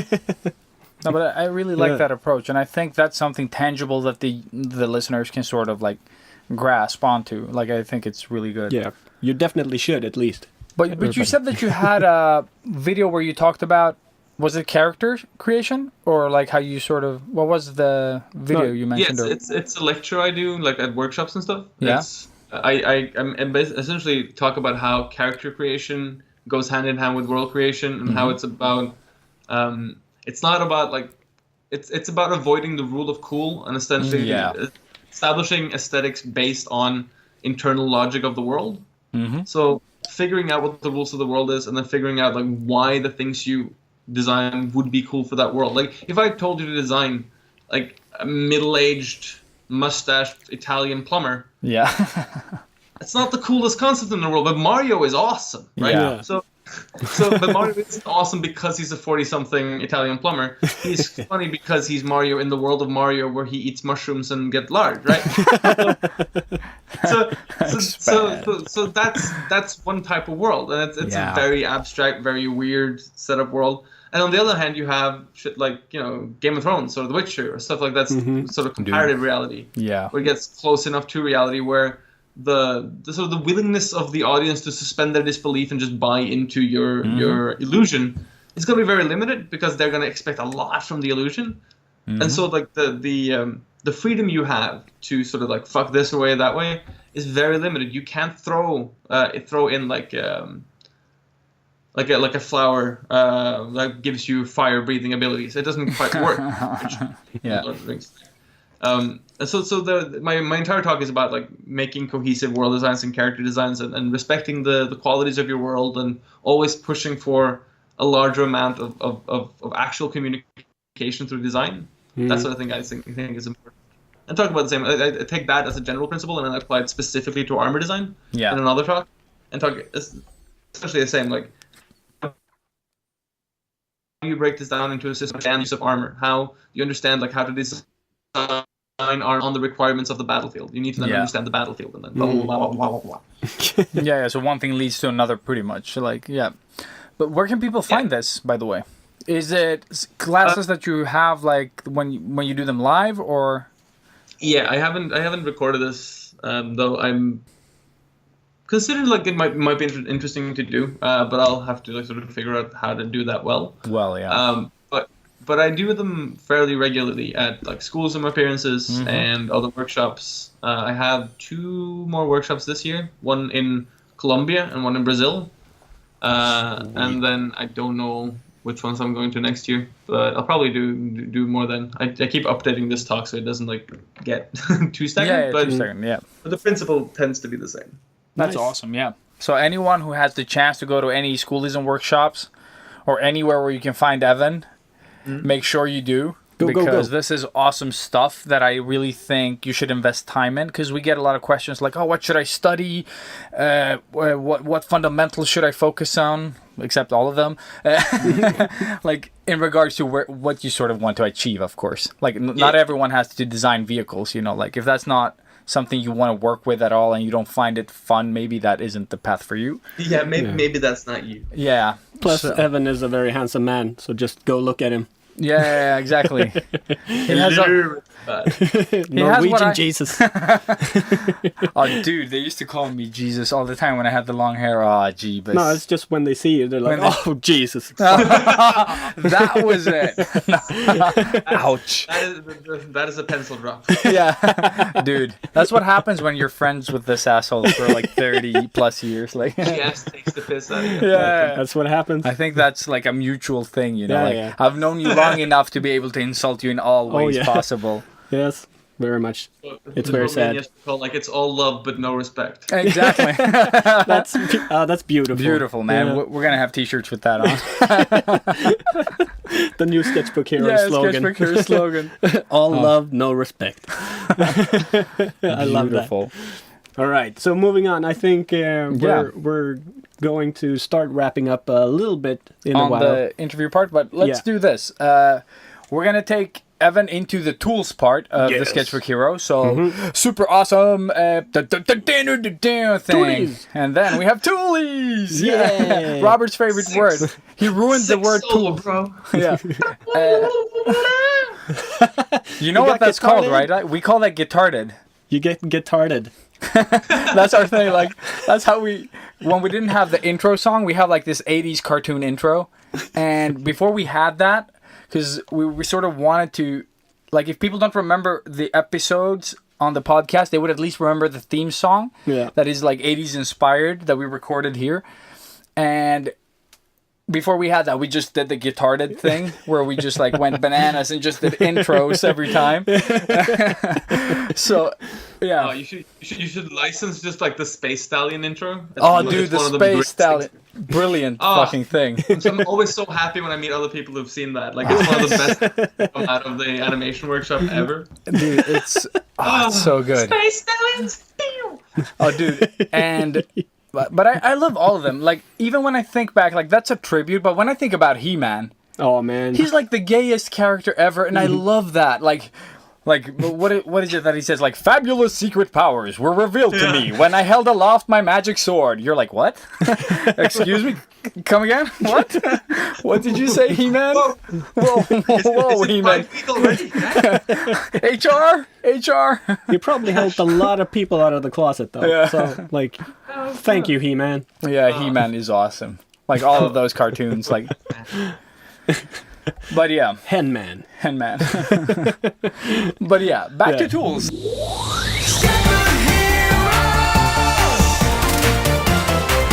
Yes. So yeah, Toolies. I recently discovered the parallel pens from Pilot that I got on my birthday from my colleague Andy, or Pandemonium Arts on Instagram, I think. Don't kill me, Andy, if that's wrong.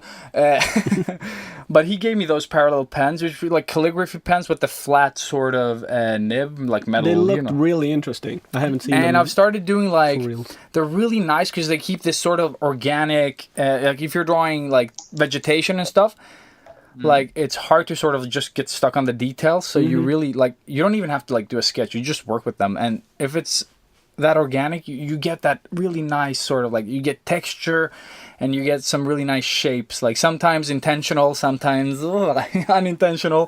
Happy accidents. I Happy call them. accidents, Yeah. sure. But it really, like, it's super fun to work with. I think I did 2 live streams with that this weekend, or on Friday, I think. And I did 1 double spread. Like, I filled it, the pen ran out of ink.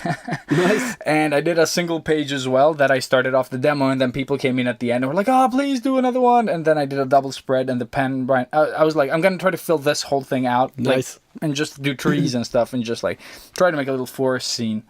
They look So- great, by the way. I Yeah, love the look thanks, of them. man. Looks really cool. So if you haven't tried those, and I think they're worth like purchasing, like I can really recommend them. Like if you love doing Parallel pens. parallel pen. Nice.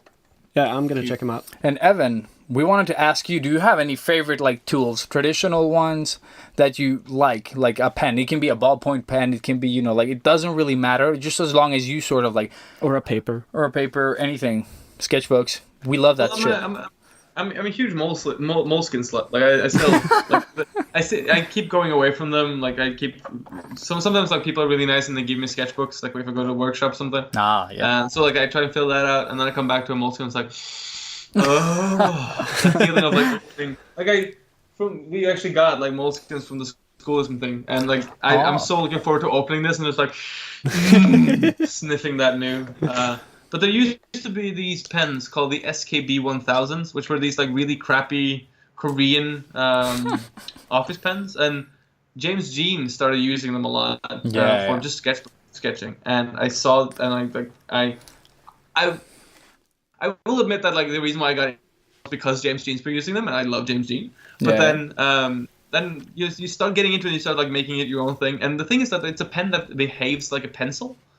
So you get all the like the nuance of a line of a pencil. Yeah. With a pen. It's just like the nicest pen, and they're no longer in production, and it breaks my heart. No, I hate that. That is, why do they do that? Like you find something you love, and they're like, Yeah, not too late. no mas. Yeah, exactly. It's so harsh. And there is still an SKB pen being produced, but they changed the ink. No. And it's now being produced out of China, and it's not the same anymore. I bought a pack, and they're like all runny and shit, and you have no control. They're really nice for like big brutal signage, but it doesn't really make a difference. So I work a lot with like big pens, just like basic big pens. Oh, I have those as well. Yeah, 05s are like my favorite. So any sort of 05 ballpoint pen is what I run with. Nice. Essentially, I'm very low maintenance. I do love the Pentel brush pen with like the soft grip where you can control the flow of ink. Yeah. Those I do love a lot, but they're hell to get a hold of. So Really? Well, you have to buy them from like web shops, and then sometimes they don't arrive and shit. Shit, because in Sweden, I think you can buy them at, is it Pen Store? It's awesome. Like, Pen Store is really good. Bitches. Yeah. No, they have both the pocket to that. brush, the Pentel brush, the one where you sort of fill the ink so you can have a dry brush effect if you don't, like, press it for a Yes. while. Yeah, that's awesome. And yeah, those are really good. And you can, like, here in Sweden, you can get a hold of them pretty easily. Like, they're sold, like, even, like, weird, like, art shops that I wouldn't expect to have them. Yeah. So I have to look into that. We'll hook you up. Yeah, we'll hook you up, brother. Oh yeah. Yeah. All right. Cool. Yeah. That was tools. I don't have any tools for today. I'm still doing my it's a simpler version of the Moleskine, like a little bit bigger than an A5 size, that I'm doing my Inktober's in, and I'm working with just 2 different Copic sketch pens or markers and fine liners. That's what I'm doing. Mm-hmm. And then tattoo machines and ink and blood and stuff. Ink and blood. It sounds like an opera, like Ink and blood. what is it? The thing he says in Evil Dead, the third one, you know, the Klatu verata Kratu niktu. verata niktu, yeah. Oh man. See, I learned the words, Ash. I learned them. Yeah. It wasn't Wasn't that hard. that hard? Yeah. I thought we were gonna go like, "This is my boomstick." This is my boomstick. Yes. No, that's what I tell my girlfriend. I need to rewatch that, like all of them. If you want to see bad old horror movies or like horror actions, have you seen Bad Taste? Oh my Yes, god. we have. Yes. But that was ages It ago, is. though. It is such a bad movie, but it's so much fun to watch. That's Peter Jackson's first It's movie, his right? first Yeah. It's And it's amazing. So kick-ass, like when the dude has Uzi and he's like, "Eat lead, sucker!"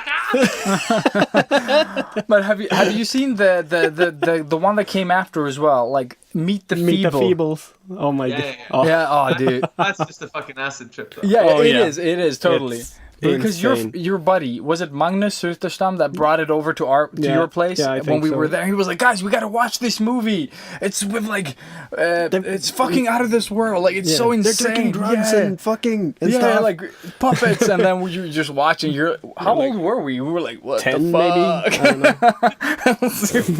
A whole new Slightly world. catatonic, and you're just like, Yeah, like what's happening, "Come on, what?" Exactly. dude? Exactly That's that. what it was. It's Yeah. like when Robert went to his first sci-fi convention as a kid and got the Crying Freeman anime, and we just watched it, and then Yeah. I was like 5 or 6, and my dad let me choose What anime was this? Crying Freeman. you know that assassin guy, It's sort of it's not hentai, but it is sort of but it's soft porn. yeah, it's Anytime anyone has to say it's not hentai, it is is so. and we were super young, and we just like 2 little kids like watching a blowjob, and you were like, but he's gonna kill them soon. Anytime the Anytime now, some bodily fluid is gonna Yeah. go. Oh man, that was so inappropriate. That's where it all started. We just went downhill from there. Oh yeah. Oh yeah. Oh man. So it's a little bit like that old mafia joke when the one guy is in there's a mafia dude who's in court and he's dressed up like a proper mafia suit and he looks like Yeah. super powerful, and the judge is like, "Do you think it's appropriate for a man in your position to come in and looking that powerful?" And the guy just turns like, "Mr. Judge, being powerful is a little bit like being a woman. If you have to say that you are, you probably ain't." Oh, nice. That is so poetic. It's very I love nice, It. Yes. So, let's leave tools Yeah. On to and the have next. awesome.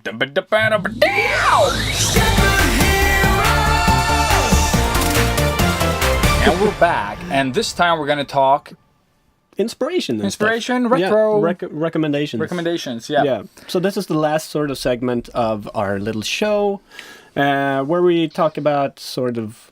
Well, normally we talk about the recommendations we have if we've seen a new movie or whatever. But since you're here, I wanted to ask you, like, what do you, Yeah. if you think back, do you have like one movie or one comic book or a game or something that really sort of fueled you into becoming more into the artsy stuff? I mean, now Yeah, you told yeah, us Lord of that the you were Rings. 7. Lord of the Rings? Yeah, pretty much. Pretty much. Like the book or that old 70s movie or Oh, 80s. a little bit of both. I read the books when I was 10. As part Holy of crap. this, in my school we had this unspoken competition of like whoever could read the biggest book was the coolest kid. or maybe I just had the competition with myself. But I literally just went and found like the biggest book, and that was Lord of the Rings, and I started reading it, and you start reading this thing where the English doesn't really look like any English you've seen before. Yeah. You're like, this is dumb.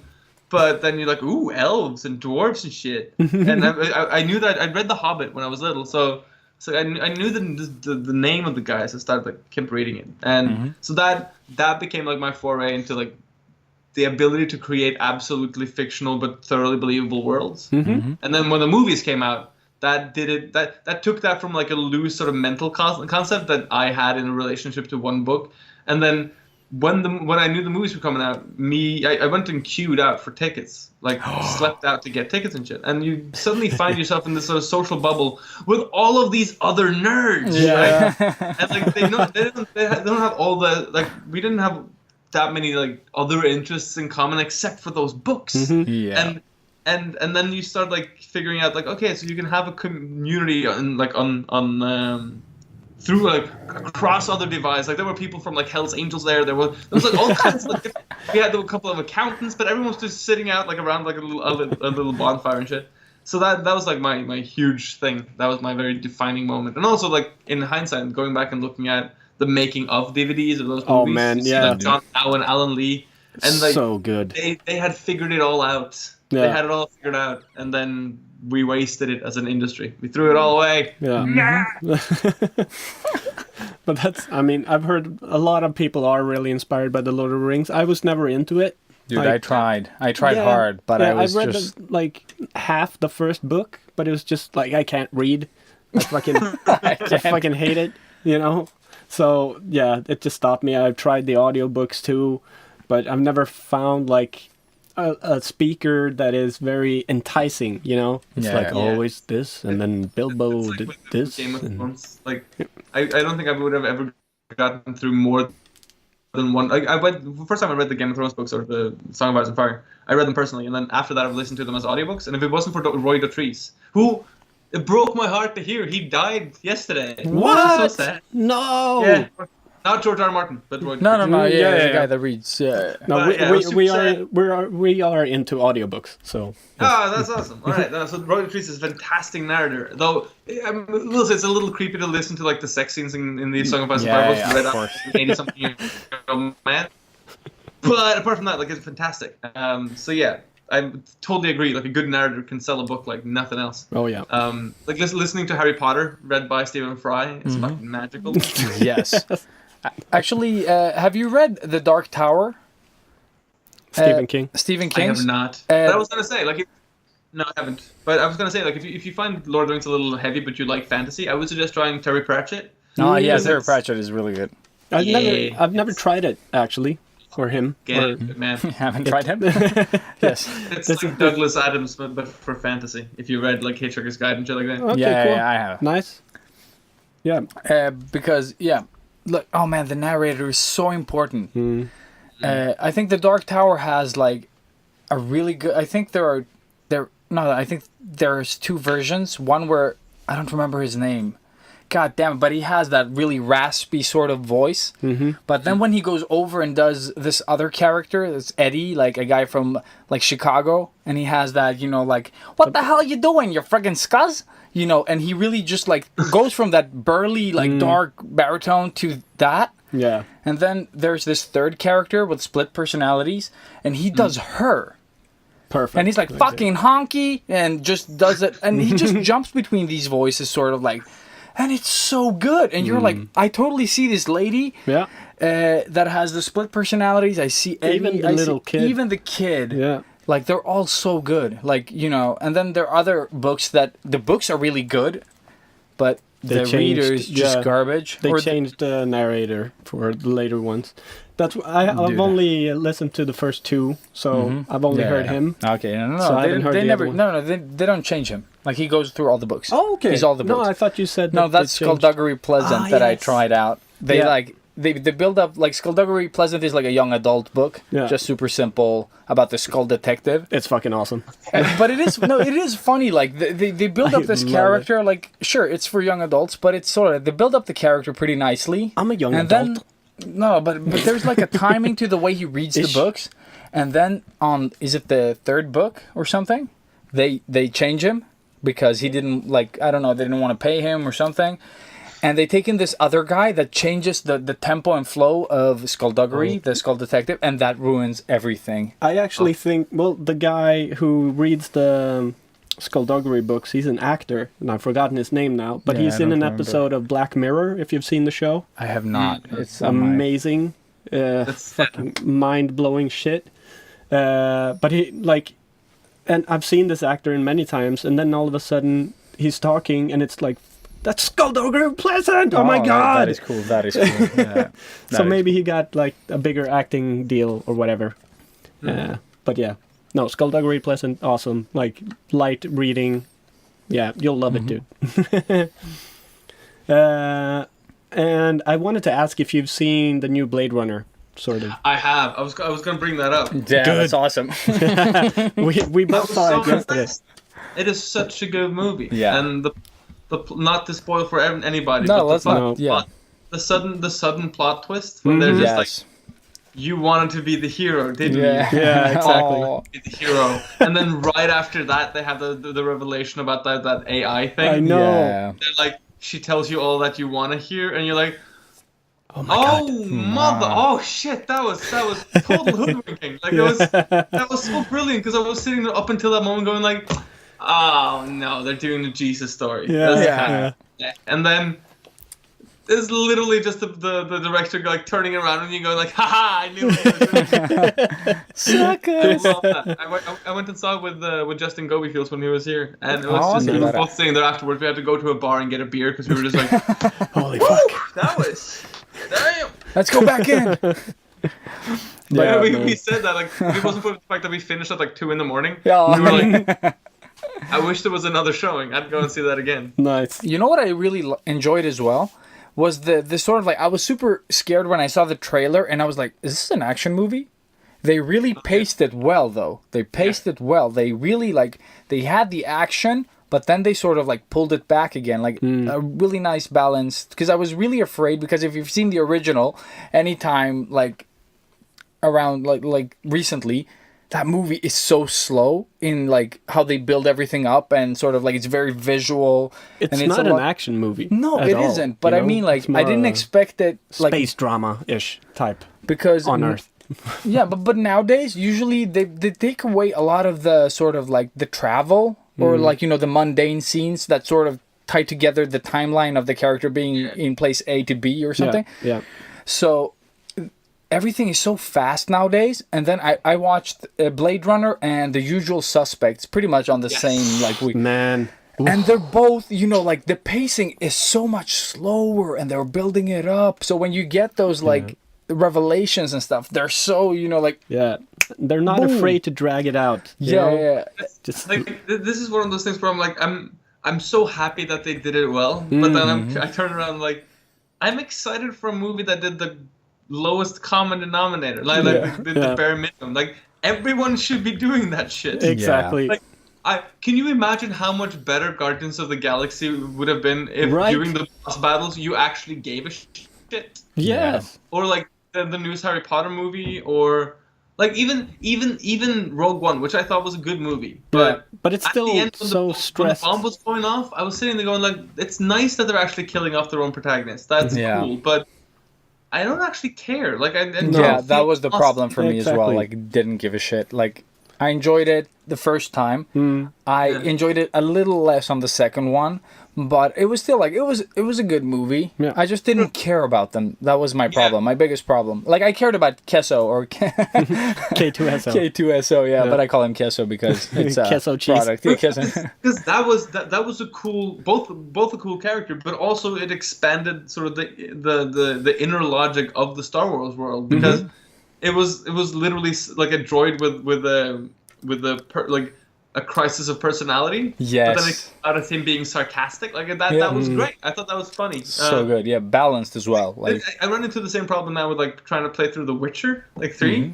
I still haven't installed it. I have the fucking game, but I haven't installed it on my PlayStation. All right, yet. I'm gonna try to not spoil anything, but like a lot of the side quest characters are very empathetic, and I care about those stories. But I don't give half a shit about Geralt. I don't like him. I hate Geralt. I really like. I can only do like 2 hour stretches of that game because I just end up like exasperated. I'm like, can I not deal with Geralt for a while? Like, unless it's that party where I get to play Ciri, I don't give a shit about Geralt. He's so annoying. He's like the Batman of fantasy. He's more of a problem than a solution, and he's so, like the way he's designed. And I think that goes back to the writing and not necessarily like a comment on anyone actually doing the design at CD Projekt Red, but he is like fan fiction. Yeah. Like, he has no flaws. He's like super muscular and handsome, and he's got like cat eyes, white hair, and he's got like scars, and he can also do magic. Yeah. And he's great at card games, and he's got 2 swords that he's got hanging on his back, and he's got skin tight chainmail, and he's got a fort. And like, yeah, okay. So what are his flaws? Why should I care about him? Well, he's got a gruff voice, and he's got a dark backstory. Like, come on. Is that really the best you can do? Yeah, I totally agree. And it's really funny because everyone I've ever sort of talked to who likes him as a character go like, yeah, but have you read the books? I'm like, no, I haven't. I've been trying to play the fucking game. and then I've gone and tried to read those books, and he's the same in the books. Dude, I tried reading the books, and you don't give a shit. Like, no, I read the first one by I don't remember his name. It was super complicated. I tried. Yeah. But Mario at work really recommended, so he sort of like, you gotta read these books, like, dude, awesome. But first, the translation to English sounds very sort of like, you can almost hear the accent in the way that they've written it. Yeah, like the building of sentences. Yeah, exactly. It's so weird. Yeah, it's super weird. So I had a little struggle with that, but then I tried to sort of like turn it into like it adds to the atmosphere, you know, like. Right. But but I just couldn't, like, I didn't give a shit. I really tried, and I also. It's so tragic too, because every time there's like a drama scene, I'm like, well, I know he's not gonna die, so that's not dramatic. And yes. I really care if he died, so that it's like, damn it, because I really want to like that game, which is why it's so frustrating. I'm like, it doesn't take much, just give me something. Yeah. I think it suffers from like me being a huge Skyrim nerd, so like. Whenever I'm like, I want to go and check that shit out, and then there's like an invisible wall sometimes. At least there was a lot of that in the second game, which was the first thing I tried, and got so frustrated with. The second one has better sort of open world stuff. But when they go, this actually ties back into the whole thing of like the illusion and how to like world create and stuff. Like, they have certain elements that are so worked out, and then it clashes with other elements that they're literally taking out of game design from like the 90s. Like, yeah. They have an adaptive weather system, but they also have health bars. Yeah. What?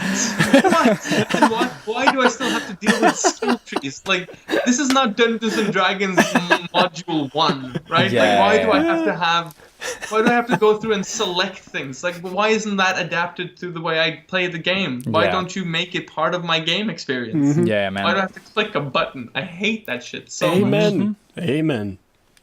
Preaching, man. Oh, by the way, regarding The Witcher, I have to tell you guys, my colleague Mario at work is the biggest Witcher nerd. He would probably cry if he heard this. But he went to Poland to the Witcher school, the actual Witcher school, sort of like LARPing, yeah. No. So it was super cheap. It was like 2,500 crowns for a week. What? Yeah. And they gave him like a Witcher outfit, you know, like they all had like gear, Awesome. like swords and everything, like super well sort of fitted to their sizes, everything. And the teachers, they had like teachers, you know, to teach them to be Witchers, to become Witchers. So they had like every day they had to go up at like 6, run around the castle. And then they had like fireball practice, and it was like pyrotechnics and shit. It was insane. And every time you accumulated like a scar or something, like someone cut your throat and gave you a potion and stuff, like, and they had like fake blood and everything. And you know, if someone cut you across the face, then you had to go to the medic bay, which was a makeup artist's sort of like place, like, you know, like where they did masks and shit. So you got prosthetics. So they gave you a scar, and every day You had to put it on. You had to put it on, and if it was sort of like wearing off because you were sweating or something, they were like, "Oh, your wound is bleeding. You should go to the medic bay and just get it fixed." Yeah, so, Really? dude. And he just told this fucking amazing story about this place. It cost nothing. Like I think he spent like a total of like 4,000 crowns or something like that for like that full week with full meals and everything. And they just lived there. They got the gear. I thought you said weekend. A week. No, a week. Holy shit. And That's that's less than I amazing. usually spend on like a LARP. Exactly. Yeah, dude, but that's what I mean. Like, that's what I mean. And it was insane. And everyone got like a little sort of like a brief. They weren't allowed to use cell phones, nothing. No watches, nothing. Everything like locked in your room in your chest. Holy fuck. And dude, they just went batshit. And everyone got a backstory. So like you are Orloff and this is your brother and this is, you know, like it was so cool. I love that. And then when they got home, you know, all the pictures online on Mario's wall, like super nerdy shit. It was so good. It was like, That's great. yeah. I'm a little bit jealous. Yeah, actually, when he said he was going, we just laughed and looked at pictures from like the previous year. And then when he went and then he came back, we were like, it's so nerdy, but it's so cool. I want to go Hey, to just SIFT school. Nothing wrong with being nerdy, dude. Not at all, man. Not at all. We love that. SIFT school. That's what I'm going. Oh, that would be I need so to much find fun. it. Yeah. Pure dark side. Well, Yeah. well, there is a Star Wars is a It's like an proper accepted religion Yeah. in the UK or somewhere. Yeah, like- you can become a Jedi. You can in New Zealand. It was the third largest in the last census denomination in the country. Oh Was- man, that is. I'm moving there. There we go. Like, what religion are you? Like, I'm a Jedi. I love it. That would be so cool to say. Yeah. That's when you know you've made it as popular culture, when people start like making a religious joke about it. Yeah. It's like, I'm gonna be a Highlander. I'm gonna start my own thing. And then everyone who joins my religion. That's a thing. It's a legit thing too. Yeah, but we have to kill each other, like grab each other's powers, and then like there can be only one, right? Yeah. So You can just, only like, come twice. Yeah, you can only one. What? Where did that made come no from? sense. Oh wow, that was terrible phrasing. I'm like, where did that come from? God damn it! You've set us on a path to failure. the dark light. Yeah, exactly. Yeah. No, but that's the thing. Once someone starts those inappropriate comments, everything you say can sort of be, like, Oh, yeah. Oh, pulled in that direction. Yes. Oh, Jesus. Yeah, I had to. Yeah. but can it though? Can- Really can. That is the question. That's not what your mom said last night. Oh, we went there. We're not cutting that out. When Evan said, when Evan dropped the mic on the Sketchbook Heroes podcast. Smack. Or he closed his laptop. Yeah, exactly. Oh, that would have been so badass. You just like, just like the last thing you say, like, that's not what your mom said. Awesome. Or just like, oh, and say hi to your mom for me. No, boom. Go away.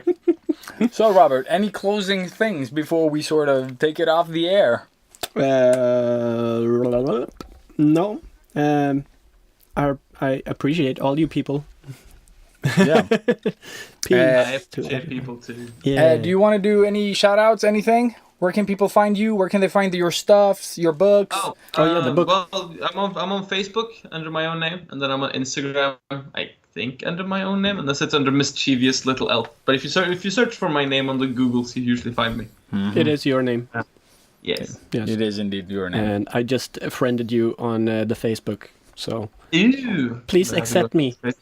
But dude, you must have like friend requests. Like, I have this friend, and he has like, I think when I checked his Facebook, he had like 3,000 like unanswered friend requests. Oh my god. I was like, what? What is that? Like, It's gotten a little ridiculous now. Like, apparently, when people are sending me friend requests from time to time, they get a message that says that You I have too many friend friends. requests. yeah.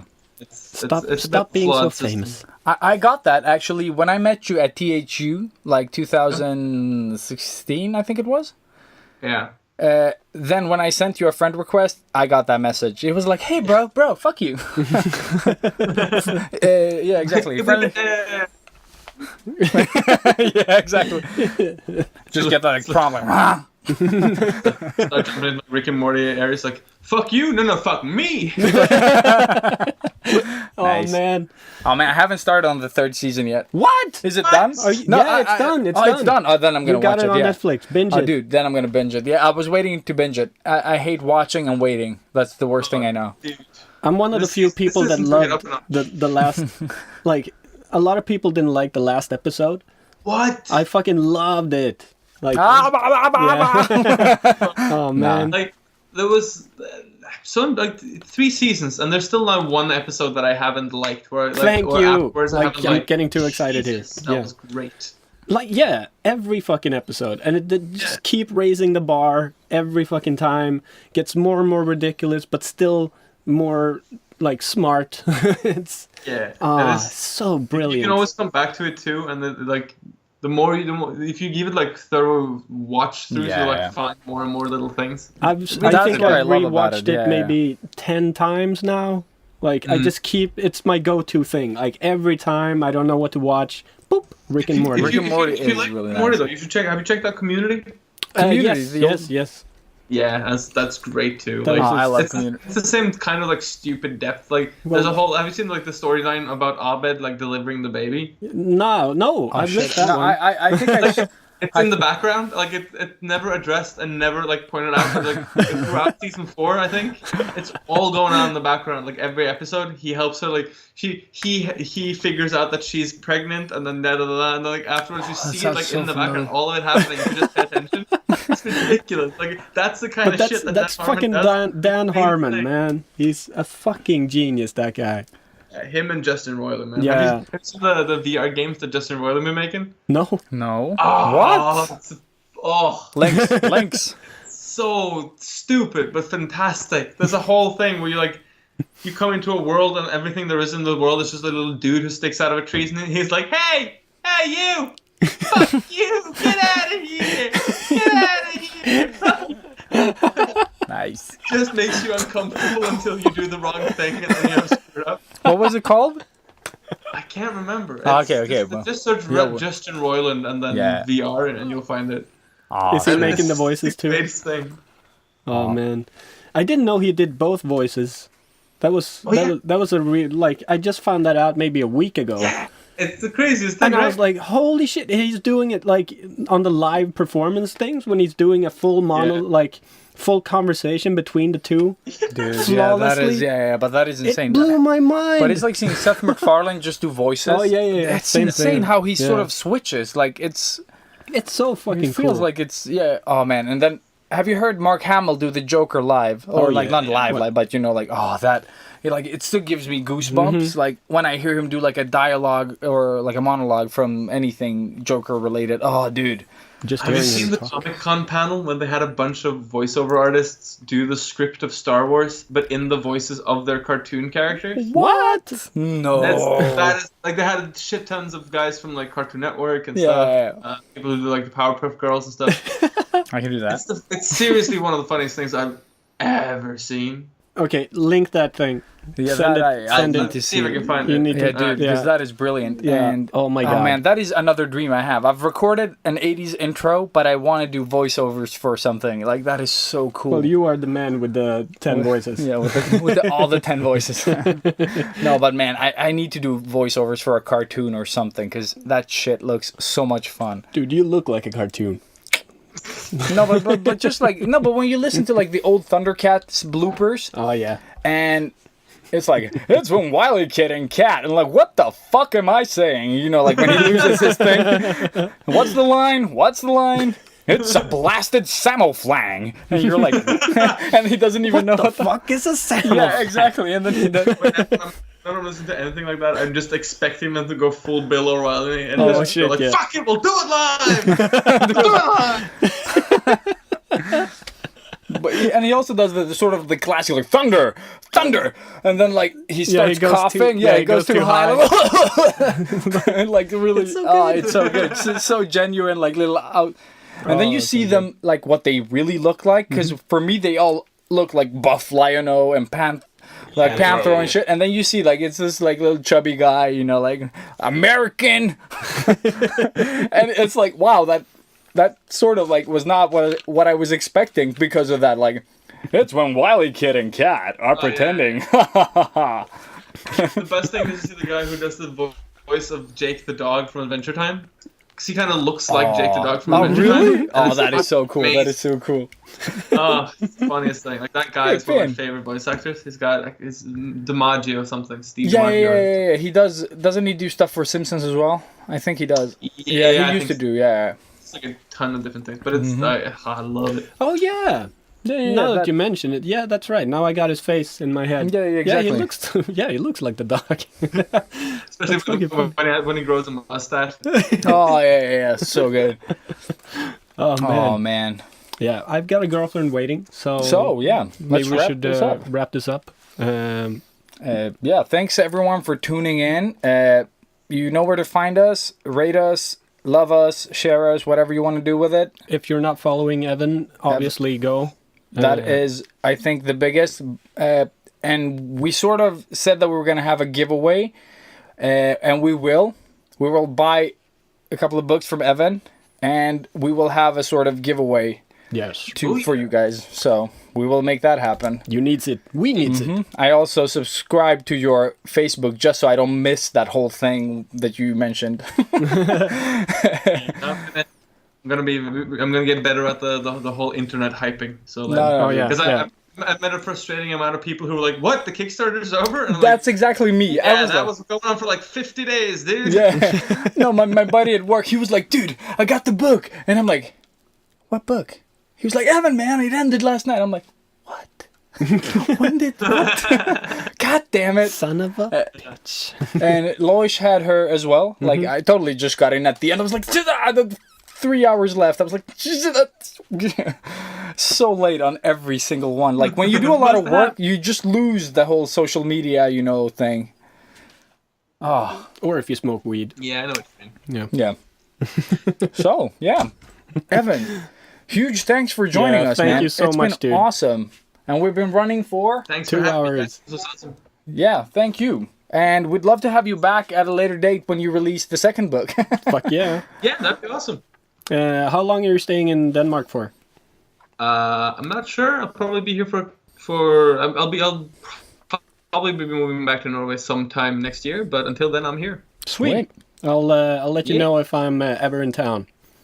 Dude, let me. We'll go out for a beer, some sketching. Fuck yeah, dude. Sweet. And you can tattoo like hearts that we all share, like.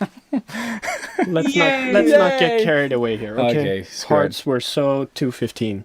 Okay. 2015. But you're the tattoo artist. Yeah, You that's got to right. keep us up to date. Today, And unicorns or whatever the fuck is. Clovers. That's what we're doing now.